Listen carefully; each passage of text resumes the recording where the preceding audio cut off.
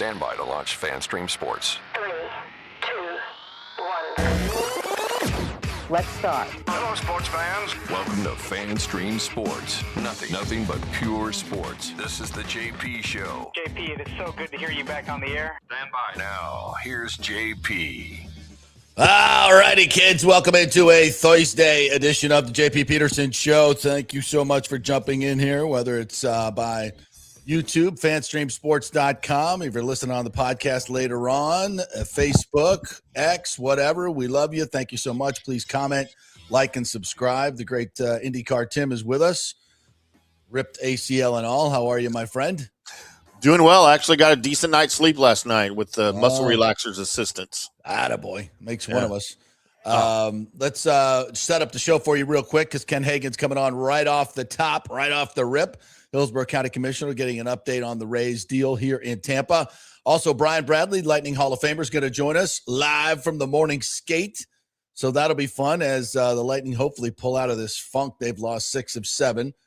Jeff Attinella will join us as well as the Rowdies get set to kick off this weekend as well. So lots going on. And, of course, we're covering it all over here with Tampa Bay Sports. So we really appreciate you guys jumping in. Without further ado, let's welcome in the Hillsborough County Commissioner, Ken Hagan, who's been the point man on bringing the Rays to Tampa for quite some time and keeping them in Tampa Bay. What's up, Ken? How are you? Hey, brother. How you doing?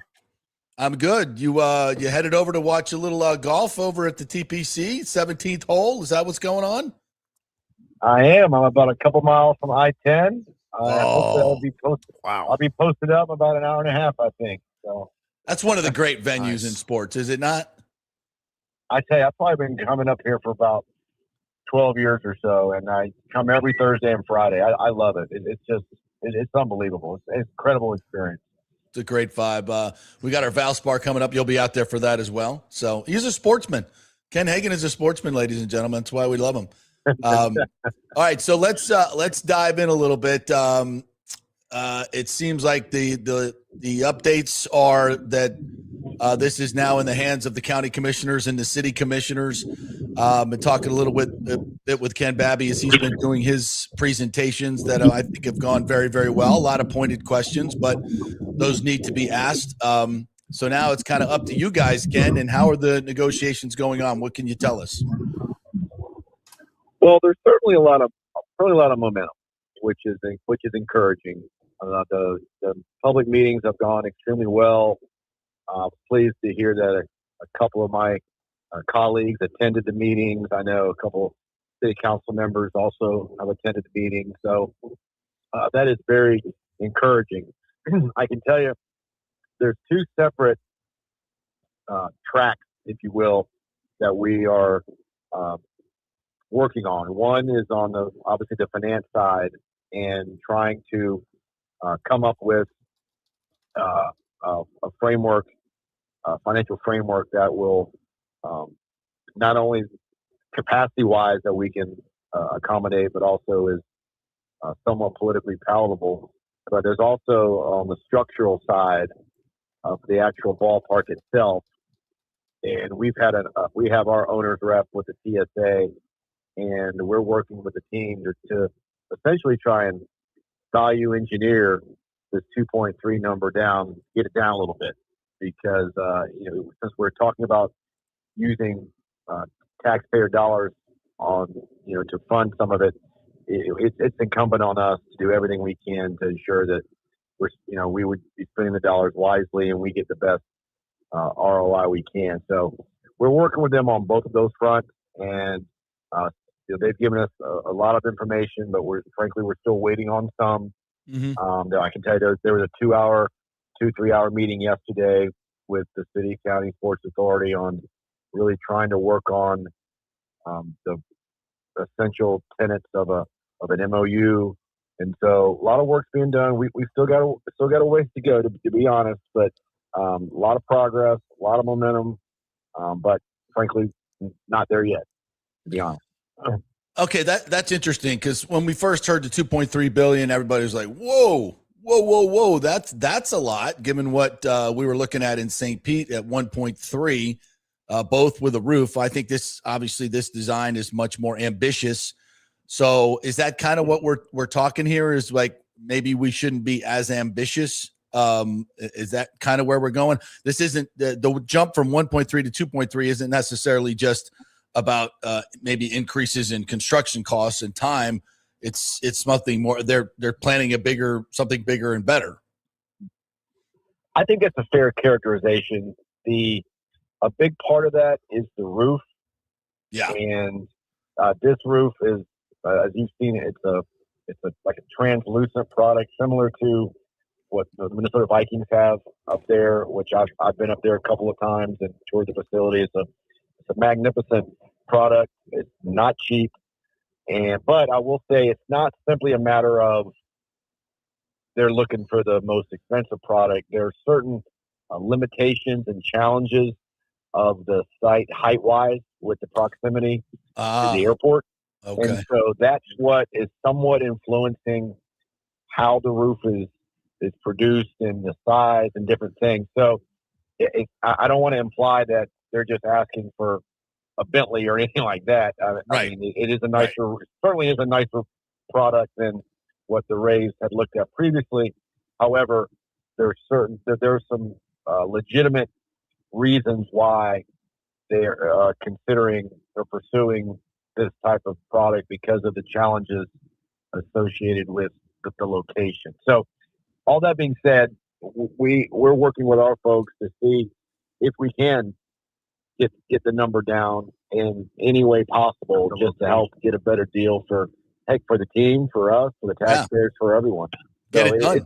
It's an exercise that has to happen, and on both the structural side and on the finance side, we're never just going to take the word of whoever we're talking to or negotiating with. We're going to have our independent consultants and experts verify, and are these numbers, are these costs legitimate? Can we value engineer it down?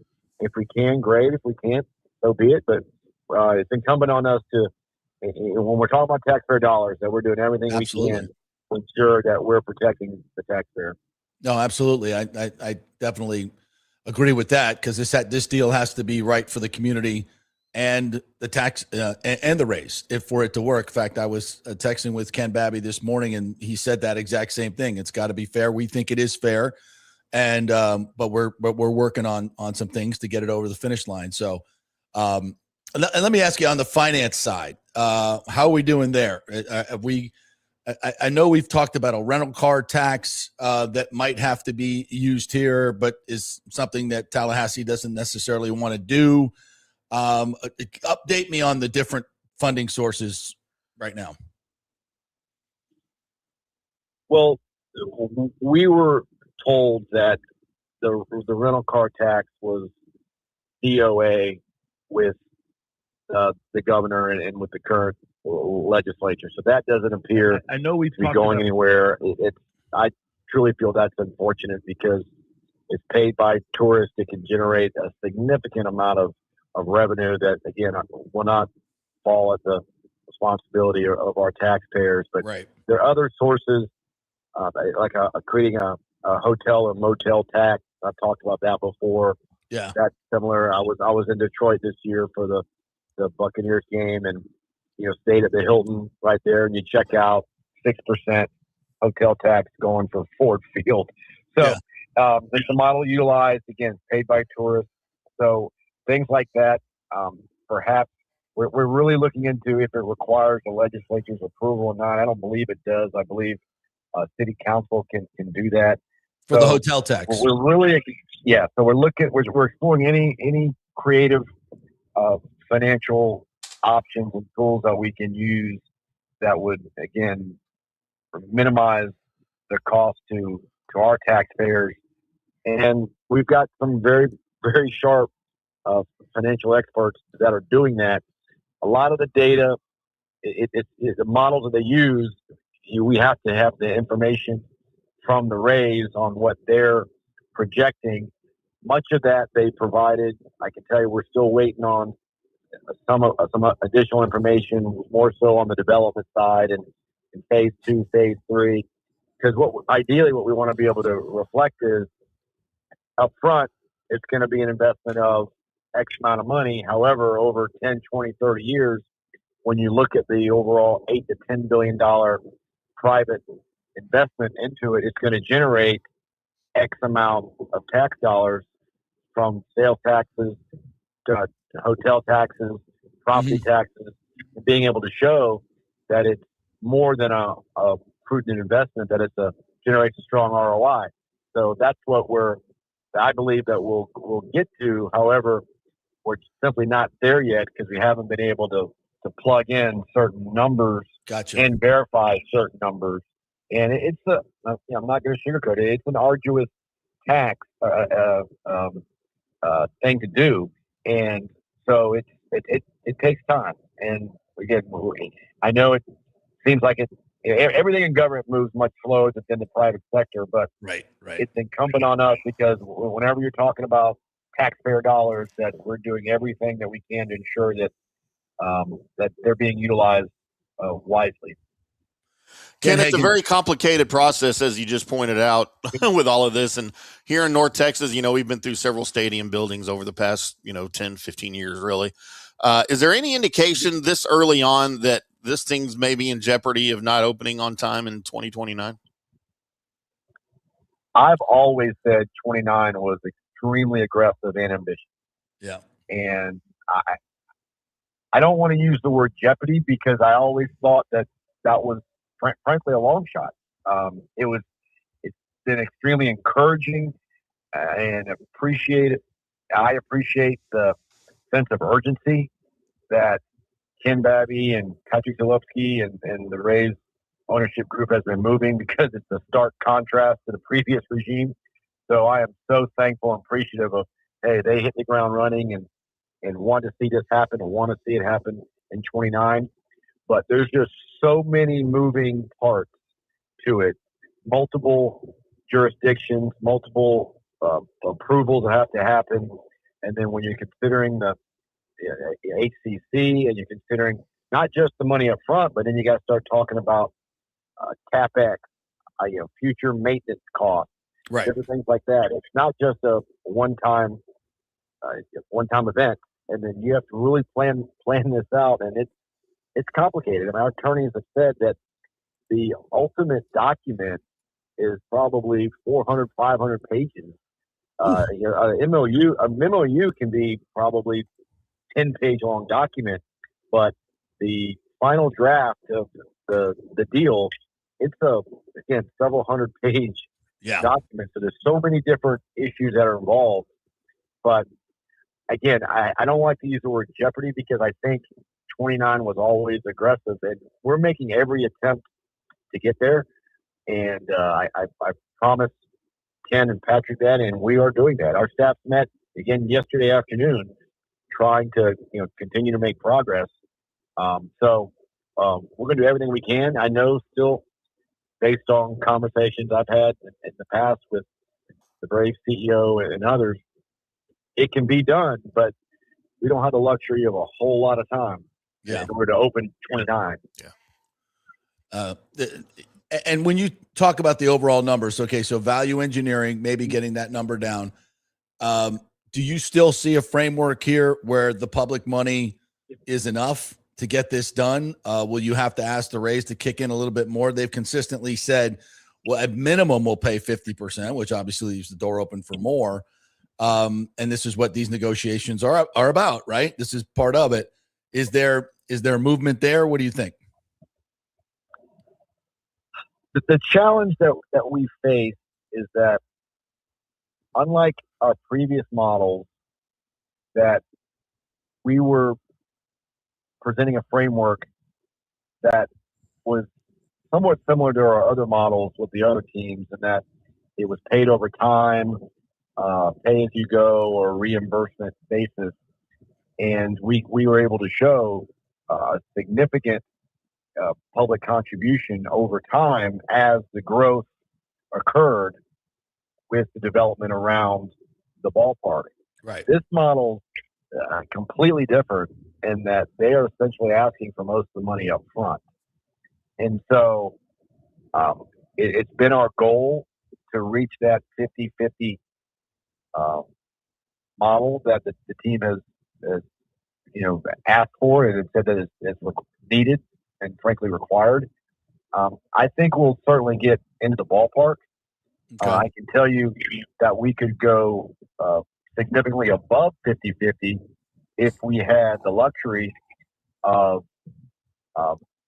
overtime and not just upfront money. Right. So it makes it even more challenging when you crafting a financial model of having most of the money up front. If you could do it over time, it'd be much easier. And that was the model that we presented in the past. And again, with the previous regime, they wanted all the money up front as well, and we were just simply unable to do that. Although we could show a lot more money over time, they just were financially unwilling or unable to do it. Right. And is that to get the money up front? Basically, is that you have to bond that out, and there's obviously interest charges that will increase the overall cost. Absolutely, is that correct? Because the present value is a lot less than what it would be if it was over time. Right. So we would have the additional capacity over time that will have a reduced capacity up front than we would have over time. Right. And so it's just another challenge that, again, it's not a barrier. It's not going to not a deal breaker from being able to get a deal done or anything, but it's just an additional challenge that forces us to be extremely creative in how we model this. Absolutely. Hey, the numbers that were presented, I know the county did a study, the Rays did a study. So the numbers that were presented at the proposal and what Ken talked about here, $6 billion coming back to the taxpayers over the life of this, the 30 years. Are you agreeing with those? Is the county agreeing with those numbers? Do those numbers look good? I mean, because that would be, almost 6 times return on the money for the county and city. That looks like a great deal. I know this is very simplistic, but we got to do that for our audience here and myself. So is that number close? What do you think? Hey, I got to tell you, I've got an MBA in finance, and it's a challenge for me. Okay, so let's be honest about that. Honestly, that's what we are fact checking right now. Right. And so I hope to be in position in the near future of being able to say 100% that's accurate, and really to do a deeper dive, because that's the numbers that they reflected are, while certainly impressive, are extremely high level. And I want to be able to dig down deeper and say, okay, it's going to generate X amount in sales taxes, X amount in tourist taxes, X amount in ad valorem or property taxes, and then also being able to show not only the direct correlation or the direct revenue benefit, but also the indirect that a lot of folks don't like to talk about, but it's extremely real as well. So those numbers are being fact checked now, and hopefully, I was hoping this week. Doesn't look like it right now, but hopefully next week we'll be in position to really to say, hey, yeah, those are right, or actually we think it might be here. We tend to be very conservative on our assumptions, and so wanting to be able to say, okay, the development that they're claiming going to do X amount of development. Okay, is that going to happen in 2 years, 4 years, 6 years? And really being conservative, but being realistic. Yeah.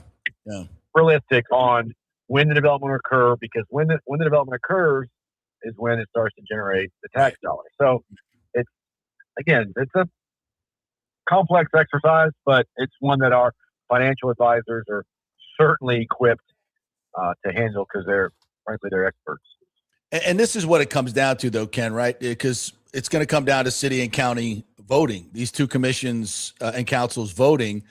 And in order for them to vote yes, they have to see that return on investment, right? So this is really the key fact. How much is coming back to the taxpayers? Are the revenue streams worthy of this type of investment? And I mean, if they're saying it's coming back 6 times, what would you be happy with? 2 times? Just getting your money back would be a great benefit if you keep your team. I mean, 100%. It's critical for the elected to be able to show a strong ROI, and that's why for years, folks have been trying to kill this deal before they even know what in the hell they're killing. Right. And I've always asked the public and frankly the elected to say, hey, keep an open mind. The devil's in the details. Let's see what's proposed. Let's see what it generates, and then let's have an honest discussion on is this a wise investment? Right. But the other thing that I tell folks is that Drew Park area. I was on our board 20-something years ago when we created the CRA there, and I can tell you that area was crapped in. That area is crap now, and if we want to do nothing, status quo, it'll be crap in 20 years. And you're losing money on it. You're losing money now. I mean, it's generating very little tax revenue compared to the other CRAs that we've created, that are generating an extraordinary amount of revenue. So when you present that entire picture of here's what we can do, not only to this area, but it will generate X amount of dollars for the taxpayers that we can utilize to do so many other things. Right. And suddenly, I think a lot of the naysayers will take another look at it and say, you know what? Yeah, this does make sense.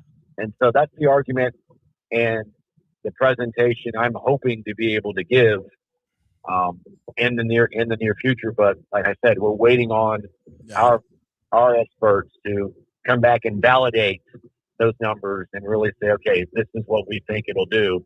And I'm looking forward to getting that information. And that's a slam dunk, really. I mean, if you can come back to them and say, look, we're going to get 2-3 times our money back, and we're going to finally do something with this area that's been a kind of a blight on the city. I mean, that for an elected official, that's what you're there for. That's a no-brainer, and you get to keep your major league team. I mean, how do you vote against that if you make that case, right? Did we lose him? I think it would be prudent on their part. Right. The dreaded I-10. He must have got on I-10. He's in Stark. I'm on 95 now. All right. Okay. Yep. Say that again. We missed breaking up. 20 seconds. He's breaking up. Yep. All right. Thank you, Ken. Appreciate it, buddy. Thanks, Ken. I don't want you to drive off the road there. 95 can be crazy. I think we got everything we needed. Appreciate it. I don't know if he's still on, but nope, he's gone. Right. So we have a couple more minutes here before Brian pops on. So I think that's just what it comes down to. They get the numbers back, and if the ROI is there, then it's just, it's kind of a no-brainer. It really is a no-brainer. And that's what's going to, so in the next couple of weeks, the county are going to get their numbers back. Ken's going to be able to go to the county and the city and say, look, we're getting 2-3 times back. We got to bond this out, the risk. And I think the great thing that the Rays are doing, it's that no risk. We're taking operating expenses. We're taking overtures. So it's like, okay, here's the money we need from you. You bond it out. And if the money comes back in time, if the numbers look good, and I think they will, based on everything so far, this, I don't have an MBA, but I understand $8 to $10 billion of investment, 8 million square feet, what that produces when this area is basically producing nothing now. So it may not be 6 billion, but if it's 4, if it's 3, heck, if it's 2, if you're doubling your money in return and keeping your baseball and generating, and that doesn't even take into effect the halo effect of all the other stuff that's going to happen around. So, and it's up to you guys, by the way, to get to your city and your county officials and start telling them right now. And I'm going to get those email addresses and put them up here every day. And so you can email them and say, yes, if the numbers look good, and we're still waiting on the final numbers. The numbers look good. We really want this. This is absolutely key to everybody listening here. I need every one of you, if you're for this, when we get the numbers. I don't want to jump ahead too far, but we're going to all email every day, twice a day, and let them know, because this is going to be absolutely critical that the public lets your elected officials know that we want this. And we'll be talking about this for the next month and a half. And I want you guys and in the comments and guys that listen to the show, if you listen to the show, this is important. It's time for you to get off your ass and do something. And it doesn't take much. I'm going to give you the email addresses, the phone numbers, but it's not just you. You got to get 10 more. You got to get 10 of your buddies. Hey, I'm buying beers. And go down there, give them, text them all on your phone, get your contact list, get whatever list you have. And we're going to get these email addresses out there, and we're going to let them know, because I think there's a strong, strong pull for this. And there's too many of the negative minority that is just loud, led by the Tampa Bay Times. And we need to defeat that. We need to defeat these false narratives that, oh my God, we're going to lose a tennis center. Oh Lord, no, not that. I mean, unbelievable. That was another article yesterday about, and as Ken pointed out to me, Ken Babby, he's like, we've actually said we're going to rebuild the tennis center. So what are we even talking about? It's just, it's bananas. So we have to overcome that. And this loud minority that for whatever reason doesn't want this, and some in the media, we need to overcome that. And because overwhelmingly, I think when everybody knows the numbers, I mean, there's so many uneducated people on social media. It drives me crazy. It's just I'm not using my tax dollars. We need sewers and roads and other places. It's like, no, that's not what's going on here. That's not that money. Your elected officials need to do better in that part anyway. They've been failing for 20 years in that, right?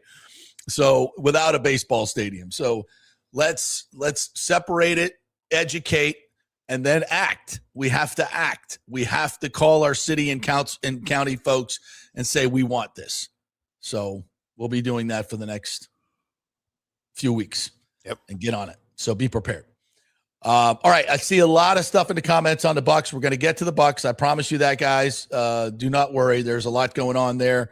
We got our backup quarterback, Ken Browning. Woo! We got a backup defensive tackle. Woo!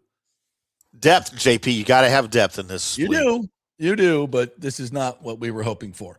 All right, much more to come. Brian Bradley live from Benchmark International Arena as we talk Lightning here. We're brought to you by the great folks at Pitch Roofing.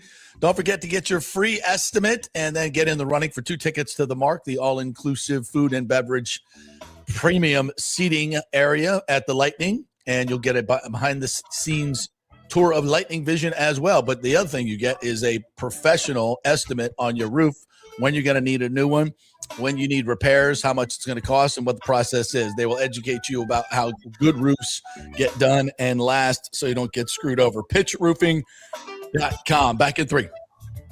Here for Pitch Roofing, one of our new sponsors and the most reliable and honest roofers in the business.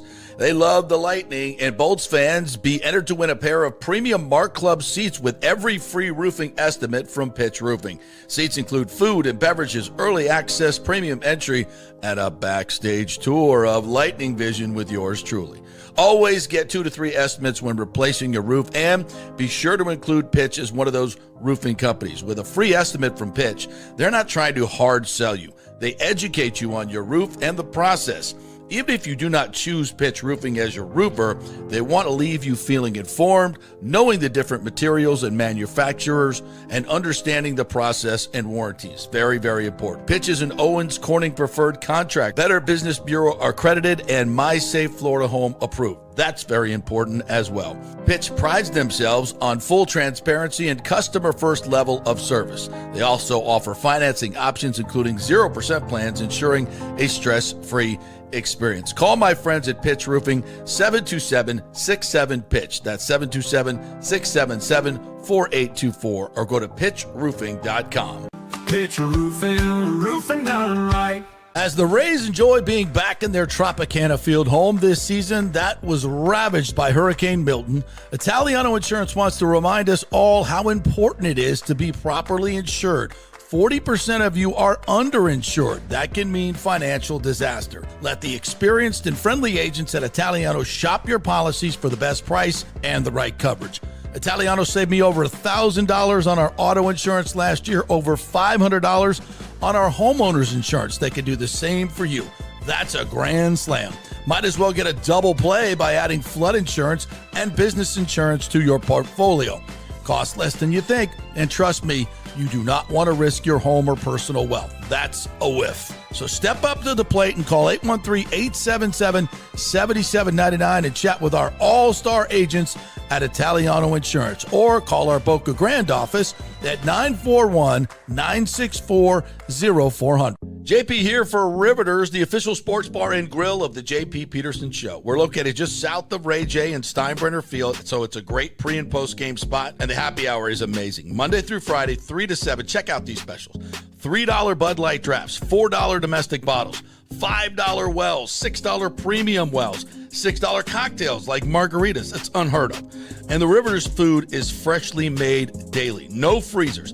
Happy hour food specials include $3.50 tacos and barbecue sliders. $6 you get edamame or chips with the beer cheese, which is amazing. $8 buffalo chicken dip, my favorite. The truffle fries, chili cheese fries, also $8 at happy hour, as well as other specials throughout the week, including Taco Tuesdays, you get $3 tacos, and Wing Wednesdays, 7 o'clock to 1 a.m. in the morning, you get our amazing wings, 5 for $5 and $5 wells and wines. That's a good Wednesday night. So if you're tired of the preppy, overpriced, generic sports bars, come see the amazing, friendly bartenders and staff at Riveters, where customer service really matters. Riveters, just south of where the Rays and Bucks play. We'll see you there. Hey, the Golden Diamond Source wants to be your family jeweler, so don't wait any longer to find that one-of-a-kind perfect engagement ring for that special someone in your life. At the Golden Diamond Source, they can design anything you want personally. The Golden Diamond Source can help you trade in your old broken jewelry and use it towards a new purchase as well. And with gold prices at record high, now is the best time to do it. They only sell natural diamonds at the Golden Diamond Source, so if it's a real love, it should be a real natural diamond. Don't start your relationship with a fake diamond. Bad idea. And with the Golden Diamond Source first-time buyer program, you can learn all about the 4 C's in all the different shapes and styles. And they are able to show you a huge selection of inventory to choose from. And don't forget, 0% financing for up to 5 years. If you finance $5,000, it's only $83 a month. Make sure it's a Golden Diamond Source diamond, 3800 Almerton Road, always online at goldendiamond.com. It's a love you give only at Golden Diamond Source. Hey, lots going on at Genesis of Tampa, selling amazing vehicles and doing great things in the community. And March is Gray Bull Rescue Military Appreciation Month. A portion of all vehicle purchases go towards a donation to Gray Bull Rescue, who recently saved dozens of Americans from the cartel violence in Mexico. A great organization. St. Patrick's Day is coming up. Wear green, buy green, save green. Wear green to Genesis of Tampa on St. Patrick's Day, March 17th, for $500 off any vehicle in stock. Buy anything green that's green in color, cars, SUVs, you get $1,000 off. Also, buy a vehicle between March 14th and 17th, and you'll be entered to win a trip to Ireland on us. How about that? Of course, Genesis vehicles are the best in class for value, technology, luxury. And there's a National Genesis Signature event going on currently to get 1.9% financing. Limitations apply. Whether it's the G70, G80, 90 sedans, or the incredible SUV lineup, take a test drive and see what everyone is talking about. It's special. Genesis of Tampa, 801 East Bears Avenue. Tell them JP sent you. Let's go. Right now, back to the show on FanStream Sports. All right, welcome back to the JP Peterson Show as we roll on this morning, and we're heading out to Benchmark International Arena in moments to chat with Brian Bradley as the Lightning welcome in the Red Wings tonight. Just mentioning Genesis of Tampa right there, all in March this weekend. They're doing all kinds of stuff where if you wear green, you get $500 off if you go into the dealership of your purchase. If you buy something green, it's $1,000 off, and you'll get into the running for a trip to Ireland. Bring your golf clubs. It's a beautiful place. So get on over to Genesis of Tampa. Doing great things over there. All right, we're going to get to the football here in just a little bit. I promise you. But first, we are going. I don't know if Brian's ready. He looks very serious in the background there. Are you ready? He's walking out. I hear skating. All right, there he is. You look very serious, Brads. Looking good, though. Yeah. How you doing, Can you guys hear me? I got you. We can hear you. We can see you. You look marvelous. You look better than the Lightning do. That's for damn sure, partner. We've lost 6 of 7. It's a bit of a clown show out there at times, but I've kind of come to the realization, Brads, that when you take 20 days off in the middle of the season, it's anything can happen. Anything can happen. I'm not worried that they'll get it. They won't get it back, but right now it doesn't look all that good. What are your thoughts? Yeah, you know what? I don't know. It was interesting game to see the other night. You know what? I mean, let's just talk about Toronto. We played Toronto the other night on Saturday, won the game 4-5-1. I think Toronto's just a bad team. And then we went to Buffalo and had that game we talked about. It's kind of crazy last Sunday with everything going on. And then, you know what? Coming against Columbus on Tuesday, Columbus was fighting for their playoff life. And you know what? I just was shocked at the effort. We didn't win any puck battles. We were just going through the motions. We looked very average at best. I mean, you can kind of say, hey, the Olympic break and stuff like that with 8 guys or 9 guys we had in the Olympics, but we got to get it going right now. Like, I mean, you know what? Montreal tied us the other night. They got 82 points. I know we got 2 games in hand on some of these teams, but you got to win games too. I mean, we got a big game tonight against Detroit, who are fighting for their playoff life, and they're right behind us. And then then we've got we got Carolina Saturday, which is the number 1 team in the Eastern Conference, and then we go on a 4-game road trip. So, we go to Calgary, Edmonton, Seattle, Vancouver. So it's not an easy stretch. But you know what, JP? It's not easy for everybody. With the Olympic break, everybody's got the same kind of crazy ass schedule here. But you know what? It's okay to lose games and stuff like that, but we got to have effort. I like the effort last game. I just was shocked. I mean, we didn't win many puck battles. I mean, in the first period, we're getting outshot 14-4. Vasilevsky was outstanding. I think it could have been really 4-5-0 for the other team, or maybe 4-5-1. So I don't know. You know what? I'm going to be interested to see how we do tonight. It's an optional skate. I don't see all the guys on the ice right now. You know what? I don't see Vazzy, Kucherov, Hagel, Point. A lot of the guys aren't on the ice. So we'll see what happens right here. You know what? I don't know who's in red right there. It looks like Shirelli's in red on the ice right now. So he might be out tonight. Yeah. You know what? I see Anthony Cirelli in red right there. But, I can't tell, but you can. Yeah, I can see a red jersey right there. He was injured, came back, and since he's been back, he really hasn't been himself. So maybe he's had a little reoccurrence of that injury. Yeah. Yeah, you know what? We'll see. I mean, a lot of the guys are, on the ice and stuff like that. But, is Radish out there? Is who? Radish? His father's Radish memorial. I think Radish is on the ice back there. Okay, Hedman's not on the ice. McDonough's not on the ice. Chernak's on the ice. Yeah, there's Radish right there at the blue line. He's right at the blue line. He's going to shoot the puck right now coming across here. There's Darren Radish who shot the puck right there in black. 100 miles an hour? Did he shoot it? Yeah, not 100, but he's out there. Vazzy's not on the ice. A lot of the forwards up front, Hagel, is not on the ice and stuff like that. So they're getting rest, yeah. It looks like, Cirelli might have got a puck to the face, because I think that's him there. He's in the red jersey passing. He's got a full visor on his face. So he must have got hit in the face somewhere. So maybe they got the red jersey for that. I don't know what's going on, but room altercation. Yeah. Yeah. But no.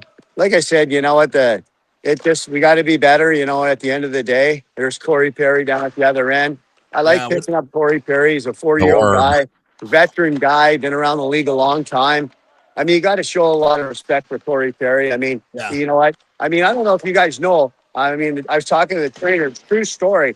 I mean, Corey Perry got traded last Friday afternoon. He's 40 years old, in LA, doesn't have to get traded. They called and said, hey, Tampa's interested in trading for you. And they said, we're going to get maybe a second-round pick. So obviously they picked him up. Corey said, yeah, I'd love to go back to Tampa. Even though LA has a chance to make the playoffs, he decides to come here. At the end of the day, he gets in a flight he gets in an airplane flight on Friday evening, Friday late afternoon. It gets delayed for 2 hours. Gets into Toronto at 4 o'clock in the morning from LA, flying all night. Damn. Gets in at 4 in the morning, gets to the hotel at 6 a.m. Game that night, goes to sleep for 3.5 hours, goes to the morning skate for 10:30, and skates, goes back to the hotel, meets the team, has a pregame meal, plays the game that night, scores a goal, and then the next night has a goal and has a goal in a fight against Buffalo. But like, not many guys would do that, guys. No. That's dedication for a 40-year-old guy who's probably going to be in the Hall of Fame one day. Won Olympic gold medal, World Junior gold medal. I think he's won, Stanley Cup. He's won everything here. So at the end of the day, Corey Perry is, great pickup. But like I said, you know what? We got to get the guys going. I mean, you know what? It was just it was not a good game against Columbus. I was really disappointed in how we played, very disappointed. Yeah, and Corey brings not just the on-ice stuff, but I think maybe a little bit of the leadership that we lost when Stamkos went out the door. He brings a little bit of that gravitas and maybe accountability for some younger guys that, and Cooper mentioned this, when it's time to bring guys into the fight, he knows what to do. Talk a little bit about those intangibles that Corey Perry brings. Yeah, for sure, JP. You know what? At the end of the day, I mean, he's a veteran guy. He's won a Stanley Cup in Anaheim in his second year. He's won a Hart Trophy. He's won everything he can win in hockey, and he will be in the NHL Hall of Fame one day. That's for sure. But at the end of the day, Corey Perry brings, at 40 years old, is he going to play on our first line? Maybe. No. He could play in any line, but probably not our fourth line. But what he brings to the dressing room, that's something very important. When things aren't going well, you need veteran guys that can, like a Pat Maroon, who I heard was good. I heard Alex Korn was really good when we were here. Corey Perry's a guy in the dressing room, been around. He's like a coach. He can get the guys fired up and say, hey, guys, look, we're not playing well tonight. We need to get our game going. If you think we're playing well, you need to wake up. There's a guy that can fire the guys up in the dressing room, get them going and go from there. But, that's what he brings to the table. He brings a lot of intangibles. You talk about culture on a team. You talk about culture in the work business. He's a guy that you want on your team because he brings a lot of greatness into your dressing room and on the ice. Yeah, I love it. Love that pickup. Hey, I'm wearing my Darren Radish Eagles shirt here today because I think we missed him the other night. He's been such a great part of the power play, which struggled the other night. Our special teams in general has really, really been struggling. We get him back. I think Chernak's back tonight as well. So we get some right-handed shot back. Talk a little bit about defense now, which really had been a strength of this team, and it's been really the biggest weakness. And that's not just on the defensemen. They're just giving up way too many goals right now. Yeah, no, I agree with you 100%. Yeah, that guy passing, let me talk about this first. The guy passing in with the red jersey on, you can see him right there passing. That's Lilleberg, I think. Okay. The defenseman. Wow. He got hit with a puck in the face. All right. That's him passing pucks right now. So he's in a red jersey. So he's out. So Cirelli's definitely in the lineup. He's just that. It looked like Cirelli, but it's actually Lilleberg. So, but you know what? We just, like all our guys, you know what I mean? We just went through stretches like, Hedman, McDonough, veteran guys, that have been back in the lineup, haven't played a lot of games this year, have made some mistakes. We just got to keep it simple, move the puck up to our star players. Vazzy's been pretty solid in net, but we need to, you can't go down 30, 40 shots every game and expect him to bail us out. That's not how it happens. But defensively, we've been turning over the puck, making a lot of mistakes, bad coverages, giving up 3-on-2s, giving up 3-on-1s, 2-on-1s. You can't do that all game. There's a lot of good players in the NHL that can score. And I think at the end of the day, you know what? We've got to keep it simple. Get the puck, move it to our forwards, let our forwards go to work. You got Kucherov, you got Point, you got Gensel, you got Hagel, you got Cirelli. You've got a lot of horses up front that can score goals. And at the end of the day, we're not doing that. We're actually, it was very disappointing, the game against Columbus. To me, it could have been one of the worst games I've seen all year. No, I agree. And they got, Cooper didn't seem that worried in the post-game press conference. He just felt like, he acknowledged that it sucks right now, but he really feels like they're going to get it back. I don't know, and I kind of liken it to when you're playing at such an incredible level like the Lightning were, and they're so skilled. As you know, the difference between a good pass and a bad pass is maybe a half a foot, right? And when you take 20 days off, you lose that timing. You just do. and it takes time to get it back. So maybe being such a skilled team as the Lightning are, that it's just going to take a little bit of time to get that timing back, to exit the zone, and then to be on the aggression. I mean, to your point, you got to win battles. It doesn't matter what you're doing. You got to play harder and you got to win battles. That's absolutely part of it. But for the Lightning, they do have to be, a finely tuned machine. To your point, earlier in the season, it wasn't there. And they won one game out of 7. But once they got their timing and their rhythm going, they're fantastic. Could that be part of this? And we expect that to come back? Not going to happen automatically, but can we expect that? Yeah, for sure. It just doesn't. You can't just turn a switch on and off. You know what I mean? When we were 21-1, we were playing. We were confident. We looked really good, making smart decisions with puck. We just knew we could go into every game and win and stuff like that. But right now, we're just not playing that way. You know what I mean? We got to be a lot better. We've got to be smart with the puck. We can't be turning over. Lots of turnovers, lots of 2-on-1s, lots of 3-on-1s, 3-on-2s. And you know what? Doesn't matter who we're playing. Either we're playing the Colorado Avalanche or we're playing the Carolina Hurricanes. Those are the 2 top teams in the East and West right now. You know what? Or else you're playing the bottom teams. Teams can score. Yeah. There's good players in every team. You give those guys 8 or 9 odd man rushes a game, and you're going to get burnt. And I mean, you know what? Columbus the other night, they're 2 points out of a wild card. They're playing hard tonight, and they got a big game in Florida. So, I mean, you go out on the ice. I mean, you can't keep saying it's the Olympic break. That 8 games ago. That doesn't make sense. Okay. I mean, you know what? I know we missed Dominic James. He's got a lot of speed to his game, but he's out right now. But maybe we get Nick Paul back in the future and stuff like that. But at the end of the day, we've got to be mentally ready. This isn't a rookie team. This is a veteran team that has won cups, got a lot of guys that know what they're going through. So they need to turn it around. All right. They got Detroit tonight, who's in the first wild card at 79 points. The Lightning are in second place in the Atlantic, but with only 82 points. That's the scary thing, Brian. We're 5 points from being out of the playoffs. Yeah, like I said, if we don't play 500 the rest of the season, we might not make the playoffs after going 21-1. Crazy. That's how crazy this is. I mean, at the end of the day, we got a big game tonight, and we got Carolina on Saturday before we head on a western swing, to like Calgary, Edmonton, Seattle, Vancouver. You know what? We got to be ready to go tonight. This is a must game. To me, this is a must game. I know Detroit lost their last game, a Tuesday. I think, I'm not sure. I know they lost. I think it was Tuesday to the Panthers, 4-3. Yeah. And so, I mean, they'll be ready to go. Like I said, they don't want to lose many games too. Montreal tied us. I know we got a couple games in hand, but you know what? You got to win those games. Like right now, we're not winning. We've lost 6 of our last 7 games. Yeah. That's not good for a team like this. All right, Brad, it's great stuff as always. Up to the minute, live report, looking good. I'll see you tonight, and I'm with you, man. This is a must-win. They've got to turn this around tonight, and I want to see one hell of an effort from this team. Yep, I agree with you 100%, JP. They've got to be ready to go.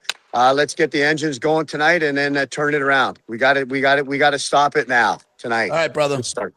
Love you, Brad. See you, man. All right, Bradley, right there. It's turnaround time. I mean, they're freaking. If this team misses the playoffs, I mean, that'll be like, dare I say, starting the season 6-2 and missing the playoffs. Jeez, old Pete. By the way, JP, along those lines, I had been seen around Benchmark International Arena. I had Chat GPT simulate the entire 2026 NFL football season through the Super Bowl. And it has some very interesting thoughts on the Bucs. Well, listen, I mean, get out of here with that. It's very entertaining. Hey, for entertainment purposes only. Yeah, but you know what though? You know what I hate about ChatGPT and all AIs? Everybody thinks it's absolutely 100% correct. Oh, and no, I I get news for you. All it's doing is drawing from all the incorrect information that's already on the internet. Everything that's out there, right. The input equals output, and it's constantly. It's no different than me simulating the season in my brain and then putting it together. But people think it's still God. Think it's that's a crystal ball. Then I wasn't presenting it as reality. I was presenting it as an entertainment topic of discussion. That's all. Okay, that's fine. I don't think it's real. It's just fun to talk about. So many people do though. It's let's ask ChatGPT. Like, yeah, bad info in, bad info out. That's how that works. I also asked ChatGPT what I would look like as a sexy male model. Okay, I know that's not reality either, so that's how I use it. All right, well we can discuss that. All right, let's get to some of these comments, mostly Buccaneer related. Alejandro Noriega, always first in. Love you, brother. Good morning, JP and Timmy. Let's talk Tampa Bay sports. Can't wait to hear what Ken has to say about the stadium. There we go. Timmy, how do you feel about the trade the Cowboys did yesterday with the 49ers? I did an entire Dallas Cowboys Daily Blitz this morning, Alejandro. Go check out FanStream Sports Dallas on YouTube or at the FanStreamSports.com. My entire 20-minute podcast this morning was about that trade. Go check it out. Can you give us like 20 seconds? So here's my summary of my podcast this morning for the Cowboys. What the hell is going on in Dallas right now? Because I have no idea. You took the deepest position you have on the team and made it your biggest need in the draft and in free agency, and all the free agents are gone at defensive tackle. That's right. And defense and edge rush, by the way. That's my summary right there. Yeah. The Bucs desperately needed an edge rusher in free agency, and they came up with Bupkis. Zero. Nada. Despite having multiple, and I'm not just talking about Trey Hendrickson and Max Crosby. There were 7 or 8 guys that you could, say that's an upgrade. That's not perfect, not the do end all be. Although Crosby and Trey Hendrickson were as good as you'll ever see in free agency for edge rushers. I mean, there were so many opportunities, and we just went meh.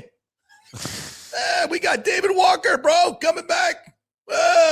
Yeah, David Walker. That's going to get her done. We'll go in the draft and we'll get somebody in the draft. Yeah. I mean, you can get Mesidor. He's 75 years old. I guess he's experienced. And then you ask, and with Mesidor, who I love, and he looks great against college players, but he's a grown-ass man. He's 25-year-old going up against 18, 19-year-olds in some cases. I know some older players as well. But how much of his ability is just having old man strength against a bunch of kids? I don't know. We'll see. But, point being, none of those guys in the draft are surefire. I mean, and you needed to draft somebody and get a free agent. And you did. You didn't even do the first part. I had no freaking idea. Well, I have an idea what the Bucs are doing. And it's either they're entering the rebuild. We are full rebuild mode. We just don't want to say it. Right. Or the Glazers are selling the team. One of the two. And how many teams being serious about winning is clearly not an option here. They're not serious about winning. Everything they've done has told you it's about saving money. So that's either for a rebuild or for sale. Because it's what is abundantly clear is they are not going all in to win. And it's not the time. Bullshit. They have enough. The only time you rebuild is when you have no other option. Okay, that's the only time you rebuild. Like the Dolphins, you have no other option. Yeah. You got to rebuild. You have a horrible quarter. You signed a horrible quarterback deal. Same thing with the Broncos. They did the same with Russell Wilson, and they got it back pretty damn quick. Mm-hmm. But you got to eat the money and save everything, and then rebuild. And the Bucs aren't even doing that yet. They're hovering in the real mid area, which is NFL purgatory. So it's one of the two, and what's abundantly clear is they are not trying to win all out. Definitely. JS813 said, did anyone else know that people in Tampa are obsessed with tennis? That the only place to play is the Seattle Mabry campus? I don't know if you've seen this, but the Times actually wrote an article about and this sad piece about, oh my God, the tennis center at Dale Mabry is going to be affected by the Rays development. And I didn't even know this because I read part of it and I got so mad I didn't read the whole thing. But Ken Babby pointed out in the article, it says they're going to rebuild it. So what are we even freaking talking about? Now we're doing articles about, oh my God, the tennis center's leaving. The Rays are going to destroy the tennis center like it's the Spotted Owl or something. Jesus freaking Christ. You know how many empty tennis courts I pass every day right around Tampa? Nobody freaking plays tennis anymore. It's all pickleball. Indoor courts. Pickleball courts than the tennis courts. Still don't get pickleball. Yeah. And they're going to rebuild them anyway. And they're writing articles. But, oh, my God, the tennis center. Oh, my God, the rundown buildings in HCC. What are we ever doing out? The poor kids. The elevators don't work. Oh, we're going to build a whole new campus. Oh. Haven't done an article on that, though. Haven't done any articles on positive parts of this development. Not one. And then the other shit that we see. Oh, the prices for this opening game are unbelievable. They're just did they ever do an article about Stu Sternberg pricing out his own fans for all these premium games? Ever do one? Never. And now they're taking aim at this group? Yeah, it's purely political. No question about it. These guys are friends with DeSantis. They're on the right side. The guys, everybody else, they're on the left. It's all political. And now you want to take every shot you possibly can? Where the biggest boondoggle in public financing history was that St. Pete deal, where they were going to build a stadium anyway. Freaking, in my opinion, Stu Sternberg was just angling to get the real estate, which is what eventually was going to happen. And they supported the whole damn thing like it was the greatest deal ever. And now this one, which is, I think, a great deal. Oh, my God, we're going to no tennis center. Oh, they're gouging. Listen, this is the highest demand for tickets ever for an opening day game is right now for this. And guess what? When you have high demand, you have high prices. And you got 80 other games during the year. And every game, including the opener, you can get in for $10, but those tickets are gone. But every other game, $10 tickets.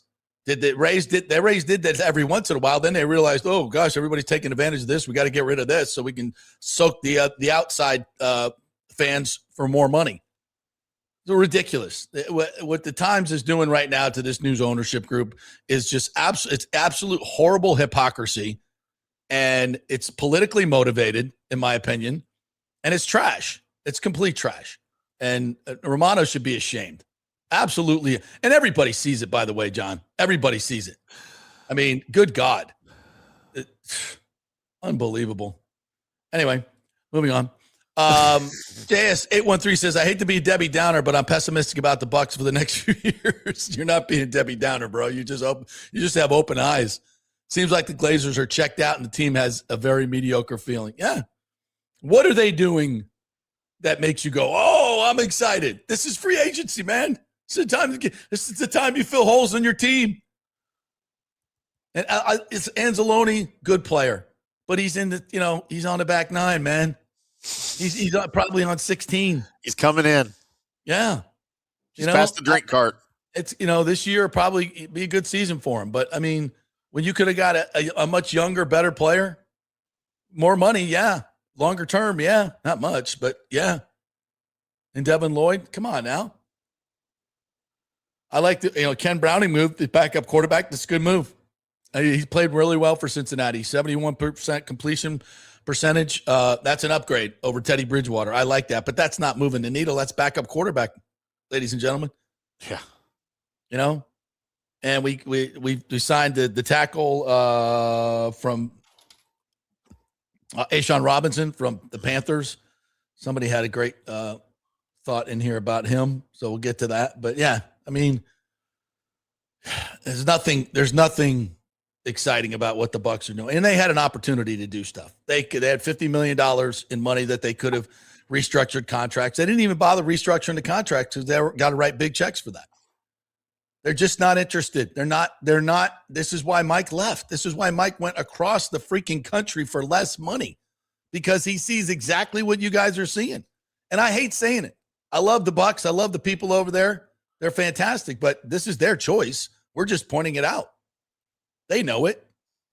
I mean, if the Glazers or the organization is mad at me for pointing this out, I'm not the one sitting on the sidelines in free agency and not doing anything of note. That was their choice. I want to be excited about this team. I want to be, raising the flags. How do you do that? I'm not going to come on here and sugarcoat this BS. Sorry. Danny Boy says, good morning, gentlemen. Can you imagine a WBC game in the new Rays ballpark at HC? It would be amazing to see the atmosphere in Miami replicate here very soon. Yeah, dude, that is incredible what's going on down there. And we would replicate it here. Absolutely. You know, I did, Timmy, our baseball roundtable last night with West Tampa baseball legends, Nardi Contreras, Chuck Hernandez, Lance McCullers Sr., John Tamargo, Brett Phillips was part of it. These guys are old heads, West Tampa legends, and just fantastic. And it was hilarious. It was some of the best stories you've ever heard in baseball. And it's such a rich tradition here. And we talked about the Rays finally getting it done here and bringing it to where it should be. And it's just going to activate this incredible baseball culture we have here. So yeah, WBC would be insane. I might make the trip for that because that would be that special. And yes, the U.S. did advance to play Canada. No thanks to Mark DeRosa. No, I mean, that would have been the biggest bungled managerial decision since, dare I say, Cash took Blake Snell out. But as Orestes pointed out to us, I talked to him this morning, that was something, and when Cash did that, it was at least something that they did all year. This is just such a boneheaded, arrogant, stupid, you know, I saw somebody put on Twitter this morning. He's like, we needed travel ball dad. The Team USA needed travel ball dad. That's the guy that, you know, during the tournament goes up to every parent, goes, okay, here's the deal. If we win this one and then we get to the second round, then we get third round, and then we advance to, we get a bye for the seventh. And they were just like, yeah, bro, we know. Just that guy. We needed that guy. And DeRosa needed travel ball dad to explain to him how the tournament freaking works. Jesus. What a blunder.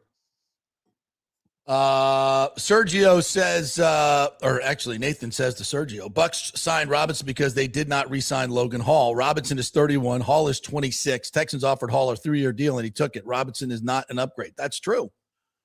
Once again, cheap. We took the cheap way out. And downgraded at a position. Yeah. We got an older, more injured dude. As opposed to an ascending player. I mean, Logan Hall was not great, but he was big and serviceable. And I think playing out of position, we could actually change our silly scheme. He'd probably be way better. And I'll be interested to see how they use him in Houston. Hope is not an off-season plan. King Cook says, good morning, fellas. I've been waiting all morning for this day 3 mediocre free agent moves by the Bucs. What's going on? What's going on? Hey, Sean Robinson, that's what's going on. Can somebody go in Jason Light's office and make sure his phone works? Make sure it's actually plugged into the wall. I have a feeling that Mr. Jason Light is a little bit handcuffed right now. Oh, I'm sure. Yeah, it's not all on him. No, this is. I mean, it's coming from the top. You think he's like, I don't want Trey Hendrickson. I don't want any of these edge rushers that are out there. None of them. I don't want any of them. No, I mean, if he's sitting back saying, I don't want any of them, I find somebody better in the draft. Yikes. Yeah. I think he's smarter. Especially considering the drafts they've had the last 5 years. Yeah. As King Cook says, thinking that all we need is rookie draft picks to propel us to the postseason is ridiculous. This isn't Madden, folks. We signed a 31-year-old linebacker, but won't sign a 31-year-old Hendrickson. WTF. Yeah, exactly. You know, obviously, Hendrickson's more money and it's a bigger risk. Yeah, that's true. But it's at a ridiculous place of need. All right, let's take a quick break. I see Jeff in the waiting room there. We'll take a quick break. We'll come back, talk a little soccer. Tampa Bay Rowdies opening up this week. What is the future of the Rowdies? Where are they going to play? We need to know. This man knows everything. So we will talk some soccer when we come back. Quick break. Stay with us. Well, the folks at Third Generation Plumbing and AC want to say thanks for making them so dadgum busy. Of course, advertising on your favorite Tampa Bay sports talk show helps, but it's their incredible customer service, honesty, and integrity that have earned them tons of 5-star reviews. And now you could be part of the team at Third Generation. Yes, they are so slammed, they need to hire more certified AC technicians and plumbers.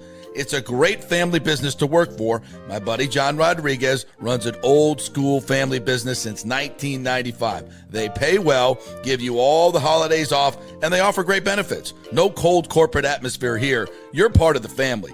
If this sounds cool to you, call them and apply at 813-961-8024, or you can email your resume in at thirdgenerationplumbing.com. Just go to the website, you'll see the button, email them, or call them at 813-961-8024. And don't forget about the $169 yearly maintenance special. It's a no-brainer, guys.